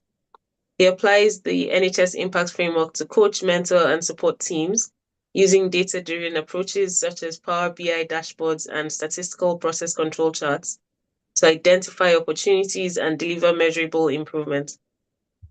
His work also includes implementing national frameworks like Patient Safety Incident Report Response Framework, co-creating patient pathways that deliver cost savings, and embedding continuous improvements across services. Alongside his leadership role, Tolulope trains and coaches health workers and doctors in quality improvement methodologies through the Health Care Improvement and Training Program, where he has trained over 200 healthcare workers and managers. He also provides advisory services to early-stage technology startups, including financial projections, investment readiness, and strategic guidance. He contributes to research and thought leadership as a reviewer with the British Journal of Healthcare Management and is an active member of the Q community, regularly engaging with peers and sharing learning across the improvement space. Tolulope also participates in NHS-wide conferences such as Confed Expo to stay at the forefront of healthcare innovation. Our second judge is Romana Kanwal. You've heard her speaking throughout today. She's been very engaged and she's been sharing from her decades worth of experience as a clinical governance consultant. She's got an LLM in medical law, and she has kindly, unfortunately, we don't have her full profile and picture because even though she wasn't able to get that across to us, she was still committed enough to our progress and our learning to be with us throughout today and support this session. So I want to say a big and special thank you to our judges for being here and contributing their knowledge and expertise. We'll come to talk about thriving in the NHS before we go on to the awards part of the session. So I'll introduce myself because I didn't do that at the beginning. My name is Ibifunke Pegbaotemolu. I am a surgical registrar. I'm training in general surgery in Scotland. And Thriving in the NHS is an initiative I started 5 years ago. And the goal of it was to share knowledge with international medical graduates. When I started, I didn't have access to the social communities on Facebook that were country-based or IMG-based. So I felt very isolated and alone. I went through a lot of difficulty. And I realized that a lot of the struggles I had could have been avoided if someone had just told me how to prepare myself and how to, approach these things. I then realized that if you were fortunate enough to be part of a community, the first thing you realized is that you were not alone in this struggle. Lots of other people were going through the same struggles. So I then thought to myself that it would be useful to be able to share some of these experiences I've had with others and to bring that sort of learning where people know that they're not alone and they're able to grow along with others. So in 2020, I published Thriving in the NHS, which remains available on Amazon. It's a book for international medical graduates who are starting in the UK, and it gives you a broad sense of what to expect on the ward, things like that. And then subsequently, we've organized sessions like this, constantly aiming to bring out knowledge and build capacity, give people the confidence they need, and to create opportunities for us to get those opportunities that are not necessarily always handed to us or accessible to us as international medical graduates, because it takes us a lot more time for people to get comfortable, to believe in our abilities and our competencies and offer us those opportunities that allow us to be presenting at national events or to be doing projects that reach across trusts and things like that. So with our efforts in Thriving in the NHS, we create a space outside of work where you can build the capacity that still propels your career. So you can engage with our activities by becoming a member, join the community online. They're free and they're paid options, so explore that on our website. Follow us across social media. We're on Instagram, LinkedIn, X, YouTube, Facebook. On YouTube, you'll find loads of videos, including interview preparation, all sorts of topics that are relevant and are helpful to international medical graduates. We offer teaching sessions twice a month on the first and third Thursday of every month. And these sessions are designed to help international medical graduates build capacity with delivering teaching and also generate certificates and evidence of feedback that you have engaged in teaching that can go into your portfolio and support you with your career moves. We organize huddles once to twice every quarter where we bring in experts who talk about different topics and engage with us to build. And these huddles are not limited to careers. They're also life. We've had parenting sessions, finance, career sessions, all sorts. Most of the replays are available online. So that's something that you should explore and join us when we organize the huddles. This year, for the first time, we had a national conference in June, and it was an amazing session. We had great speakers. We also had opportunities for people to present their abstracts, oral presentations. They got certificates. Some people won awards. I think the most important thing that came out of that was the fact that everyone felt safe. It was a safe space where we could talk about things that really mattered. It was a space organized by IMGs for IMGs. So we were speaking about things that were relevant to us and we could speak freely. So we look forward to having more people at the Thriving in the NHS conference in 2026. And we'll be organizing the National Learning and Quality Improvement Day again in 2026. We look forward to seeing you there and we hope you tell your friends about it. Thank you to everyone who's been here and who's been listening and engaging with us during this session. I'll go and see if our judges are ready for the presentation of the awards.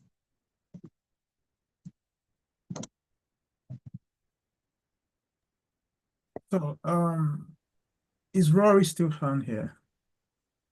Yes, I believe so. Yes, so if she can send me our scores. It's just been sent. I've just had a look. It's just been sent. So if there are any questions, I think this is the time to take the questions, and I would encourage the people who've presented audits to ask questions of each other to see what you thought, if there are any learning points, and if there are people in the audience who are thinking about audits and who've learned from what's been presented. I think this would be a good time as well to share, for us to share with each other and connect with each other.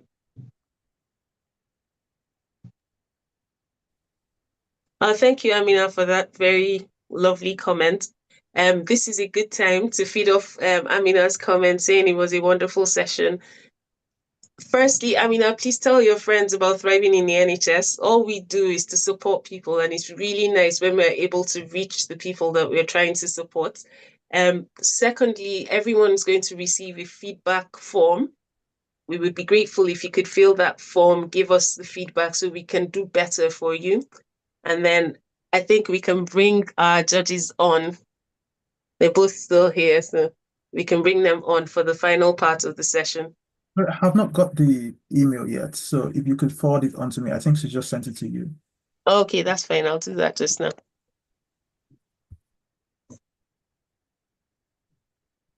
I just want to double check you've got my email results just to Yes, I have received it. I'm just going to send it to, I'm just going to forward it now. This is being tricky for some reason. Okay. It's always harder when you're trying to do things quickly. Technology has a way of doing that at pivotal moments. It's gone through now. Well, thank you. I don't know, are there any more comments, any questions? I just wanted to say thank you for inviting me. It's been an eye-opener and just genuinely wholesome to learn from different projects and individuals across the board, and that clinical governance and its components are still alive and kicking. Since the last 2-3 years, I've noticed a shift in the prioritization of governance, but meeting professionals such as yourselves and everyone else that I've listened to, it really does warm the heart, which may sound strange to some, but it's all about patient care, patient safety, and good quality outcomes. And it's platform like this really highlight the importance of individuals that sincerely do care for the well-being of the patient and having the patient at the heart of everything that we do. Thank you so much for that. Thank you. And thank you for your time as well and for engaging so fully with the session the whole day. Thank you. You're very welcome. I'll take the opportunity while we're waiting for Dr. Amusa to thank each speaker again. We've asked them to be here. They've all committed their time. They've come here at no cost to us, and they've delivered this amazing sessions that has been of immense value. We are very happy to have the guests, or not the guests, the attendees for this session here. We thank you for your time. We thank you for your commitment, for purchasing the tickets, for being here. It's important for us to be able to do as much as we do. A lot of the sessions we organize as Thriving in the NHS are free. So all the huddles are free. Delivering teaching is free. Attending teaching is free. All of these sessions that we run through the year, we're able to do because we're able to generate some revenue from the main sessions, which is this one and the conference. So thank you for committing to supporting this movement, like we said at the beginning, where we're just trying to build capacity and we're demonstrating, because international medical graduates form a very, very important part of the demographic of clinicians, of people providing care. And you've heard from some of the speakers who are international medical graduates, the amazing work they're doing.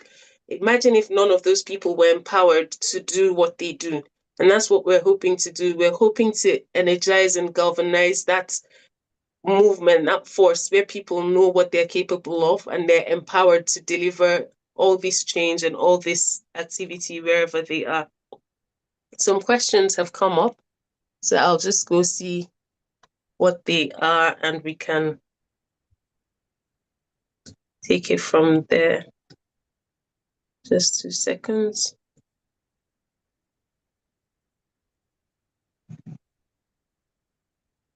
Okay, so we've got thank you to the team. Thank you so much for being here, and a lot of learning about governance, especially as it's increasingly important in our clinical practice. Thank you for those comments.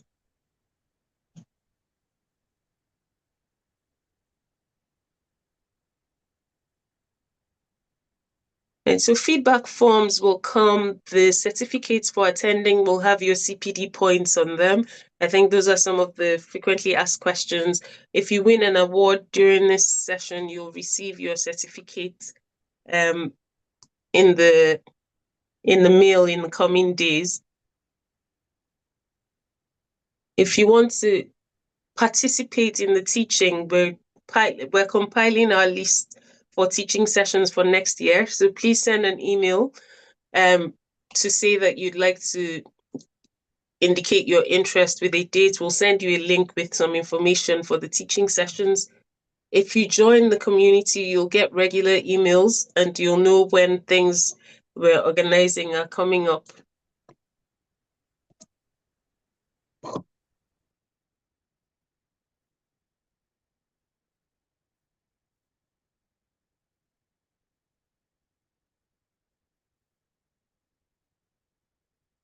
I'm just collecting the scores. Just give me 1 minute.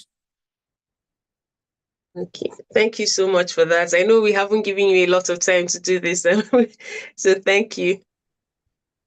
I think what I might do now is just bring the session to a close in terms of recording, and then we'll stay online for the awards and feedback. Or actually, I think let's do the awards first, and then we stop the recording.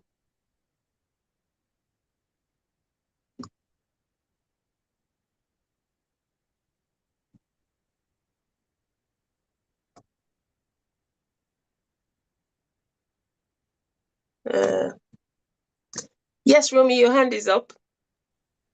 I would just wanted to ask if the recording will be available, and if individuals who've shared are happy for their presentations to be shared. Yes, so we've asked for that permission yesterday for the presenters, and they've all said they're happy for, well, those who've replied have said they're happy for their presentations to be shared. But if anyone wants to withdraw that consent, then please send us an email and we can edit it. Okay, thank you for that. And that includes the one from earlier today, was it Dr. Francis? That yes, he's aware and he's happy for that. Thank you. Thank you. Thank you.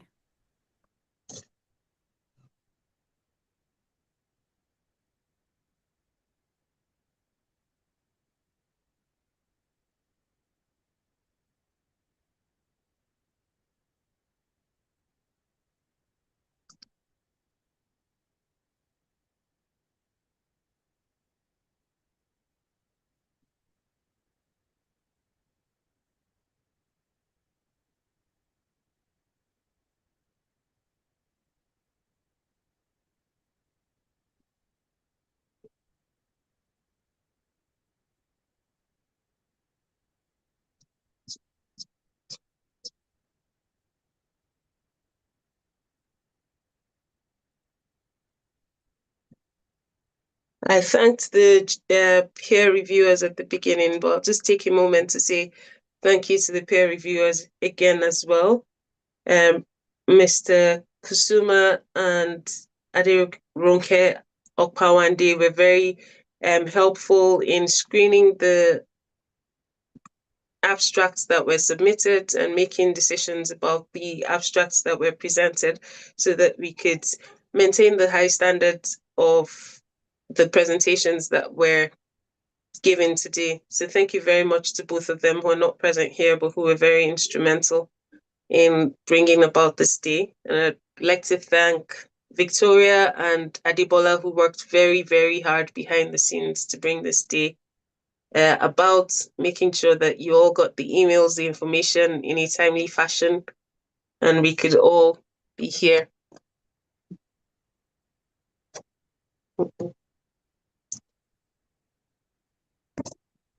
So I'll really encourage you. I think the websites, from what we've done today, I'll encourage you to explore the Thriving in the NHS website for several opportunities that are available.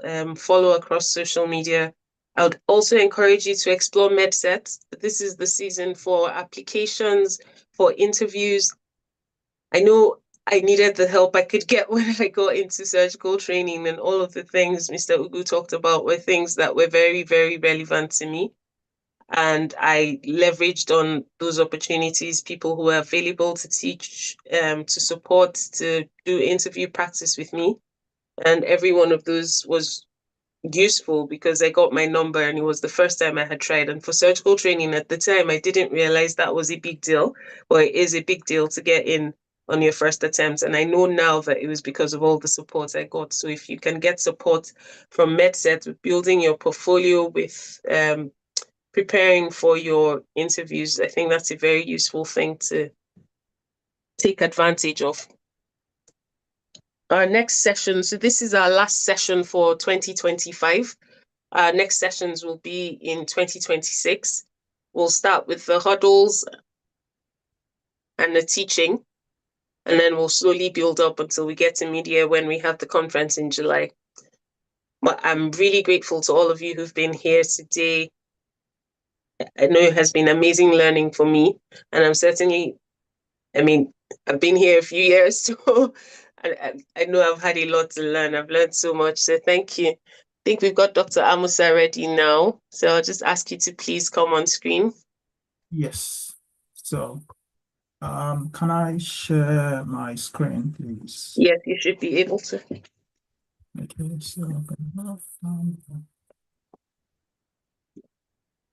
so what I'll do first is share the criteria for the scoring. Let me know if that's come up. Okay, not yet. I'll let you know as soon as it does. Has that come up now? I can't see it just yet. Let me see. I don't know if that's my screen. Let me make sure I'm on the right screen. Yes, I can see it just now. Okay, all right, good, brilliant. So yeah, thank you very much for the opportunity. And thank you, Dr. Everyone who presented. I'll just go through the list of names now. And also thank you to Rami for doing this.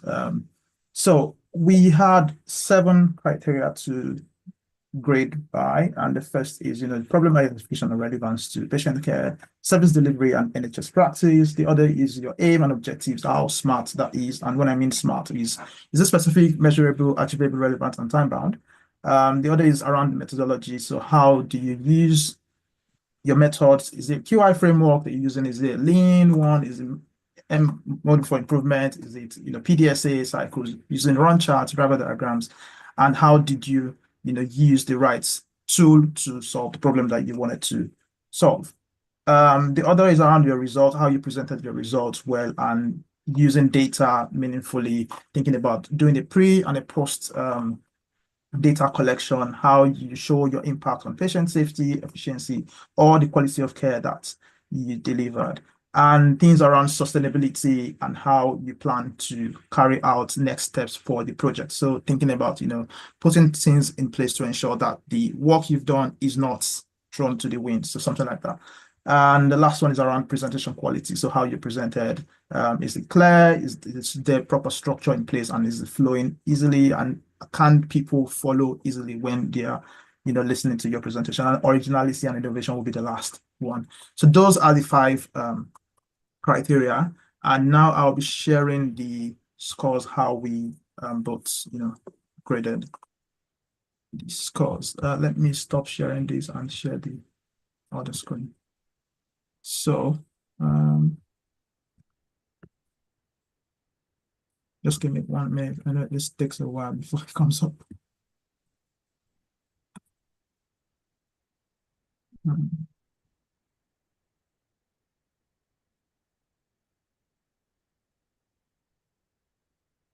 Let me know if you can see my screen, please. I'm just trying to get this.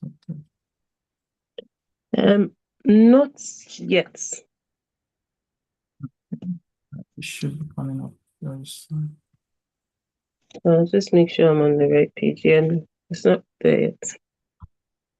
Oh, sorry, I'll show you the wrong one.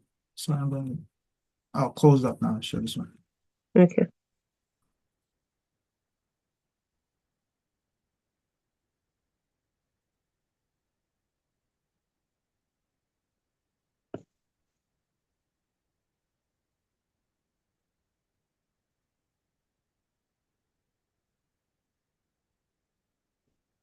So how about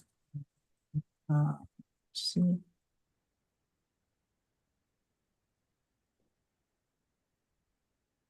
Yeah, it's starting, so something is happening. Okay, okay. Yes, yeah. Okay, so that should be an Excel document showing the presenters and their score. So the first presenter, that's Millie Seaford, we both scored similarly, so 29, 27, and an average of 28. The second presenter, average of 31, the third presenter, average of 33.5, and the last presenter, average of 36. So I think our first place winner would be the last presenter. Okay, that's Osarunwisi. Asaro, yes, Asaro. And the second presenter would be Dr. Shirley, and the third presenter would be Antonio. Antonio Baptista. Yeah, so and that is the scoring. So thank you very much for everyone for presenting. We would email you your subjective comments, because we have like different comments in the scorecard, and it's just feedback. It's not to say that you didn't do good work, so don't think that, or because I was, maybe the first or the second, it means that I've done a poor job or did not do QI or did not do improvement. It was just based on what you presented to us today. So I think it's to take it that whenever you're making a presentation on quality improvement, try to show, how you do it, what you did, how you got to your answers. And it's more like it's not about the end goal, but about the journey. So the journey that you took from discovering the problem, understanding the problem, unpacking that problem, using tools to really dig into what the problem is or what the problem are in that scenario that you're working in, and how you engage with people to get them to come on board with you to do that improvement work. And then what tools, so how did you get your tools? How did you get data? Where did you get data from? You should be showing all of that in your presentation. And how did you then decide to, go on to use a tool? Then thinking about, so what was your aim? Set that aim, let the aim be smart. So let it be specific, measurable, achievable, relevant, and time bound. It should be in your presentation that way. And thinking about what are you going to measure when you're thinking about your improvement. So what change ideas you're going to start thinking about also would be very, very important to see how you came about all of those things in your presentation and what then happened. So, what did you do? What was your plan? How did you plan it? Who was going to do what? When did you want to do it? Where do you want to do it? With whom do you want to do it?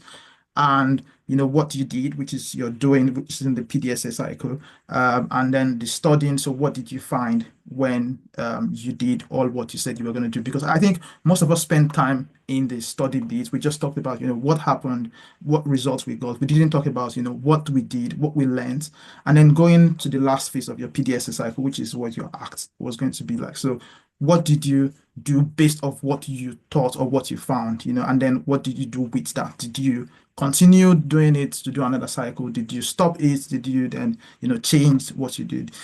So those are some things that we would like to see in a basic QI presentation. But yeah, I think it was brilliant work. Thank you very much for the efforts. And I think that would be all from myself.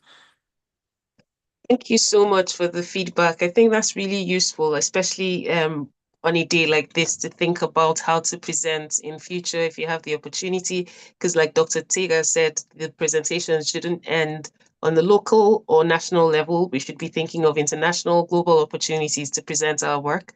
And it's really useful to have that kind of feedback and insights to prepare for such global platforms.